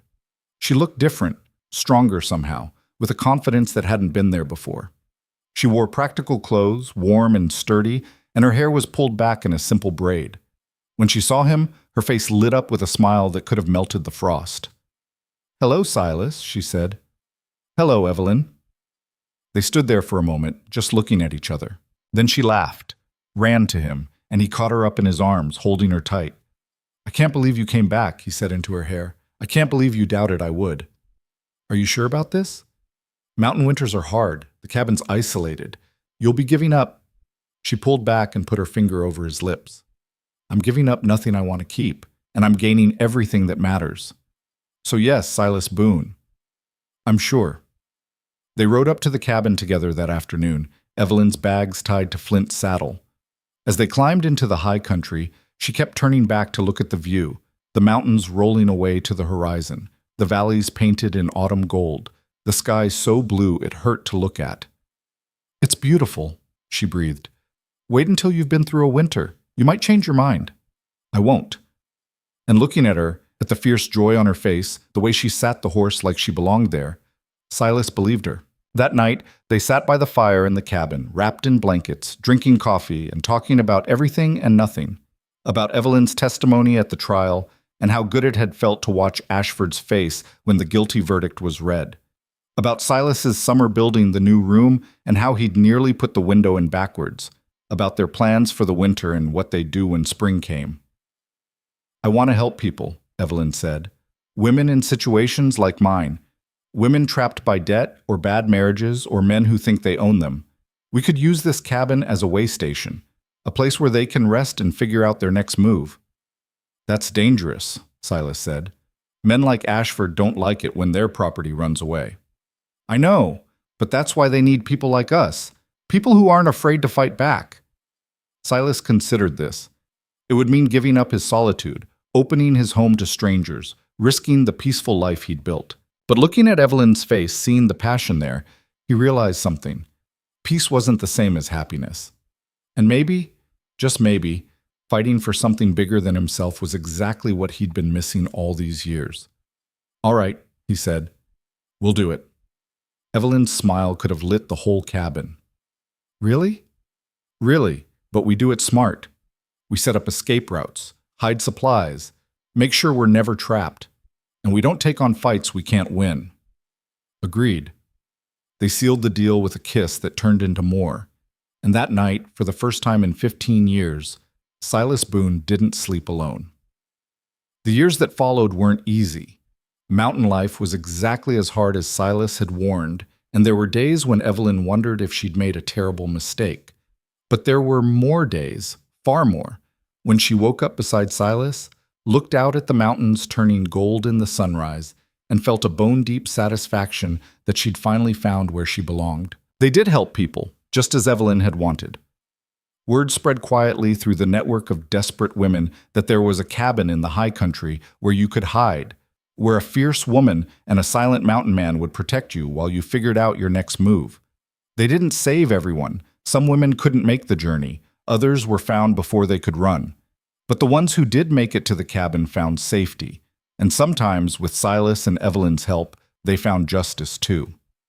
Thomas Greer became their connection to the outside world, passing messages and supplies up to the cabin, helping organize safe transport for women who needed to leave the territory entirely. Porter and his crew on the railroad did the same, smuggling women out in freight cars and cabooses, asking no questions. It was dangerous work. More than once, angry husbands or debt collectors came looking for their missing property. But they found that getting to the cabin meant going through Silas Boone, and after the first few attempts ended with the seekers being sent back down the mountain bruised and empty-handed, most gave up. 5 years after Evelyn first arrived at the cabin, she stood in the doorway watching Silas teach a young woman how to shoot. The woman's name was Margaret, and she'd fled from a mining camp where her husband had beaten her within an inch of her life. She'd been at the cabin for 2 weeks, healing and learning and slowly rediscovering the person she'd been before fear had consumed her.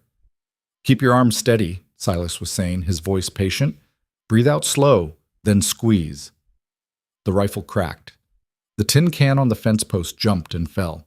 Margaret lowered the rifle, her eyes wide. "I did it." "You did," Silas agreed. "Now do it again." Evelyn smiled, resting her hand on her swollen belly. The baby was due in 3 months. A daughter, the midwife said, though Evelyn would love her regardless of what the midwife predicted. She and Silas had talked about names, and they'd settled on Sarah, a way of honoring the past while building toward the future. As she watched her husband teach another wounded soul how to fight back, Evelyn thought about the journey that had brought her here. The fear and the running, the frozen nights and desperate choices, the train chase and the burning building and the moment when everything could have ended. And she thought about the man who'd ridden into a blizzard to save a stranger, who'd risked everything for someone he barely knew, who'd given her a second chance at life. She'd come to the mountains running from a monster and found a home with a man who'd shown her what true strength looked like. Not the power to control others, but the courage to stand up for what was right, even when it cost you everything. That night, after Margaret had gone to bed in the guest room and the cabin was quiet, Silas found Evelyn sitting by the fire, her hands resting on her belly. "You all right?" he asked. "Better than all right," she said. "I was just thinking about how far we've come. We've got a ways to go yet." "I know, but Silas?" She took his hand. "I wouldn't change a single step of the journey." He sat beside her, pulled her close, and together they watched the fire burn low. While outside, the mountain wind sang through the pines and the stars wheeled overhead in their ancient dance. They had found their place in the world, these two survivors. A mountain man who'd learned to love again, and a city woman who'd discovered she was stronger than she'd ever imagined. They had built something real from the ashes of their broken pasts, a home, a purpose, a love that had been forged in fire and ice and the desperate fight to survive. And in the high country of Wyoming, in a cabin that stood as both sanctuary and fortress, they lived out the life that Marcus Ashford and men like him had tried to deny them. They lived free. They lived fierce. And most importantly, they lived together, proving every single day that sometimes the best revenge against those who try to destroy you is simply refusing to be destroyed. The mountains held them safe. The years rolled on, and the legend grew of the cabin in the high country where broken people could go to become whole again, protected by a woman with a will of iron and a man with a heart that had learned, finally, to trust in tomorrow.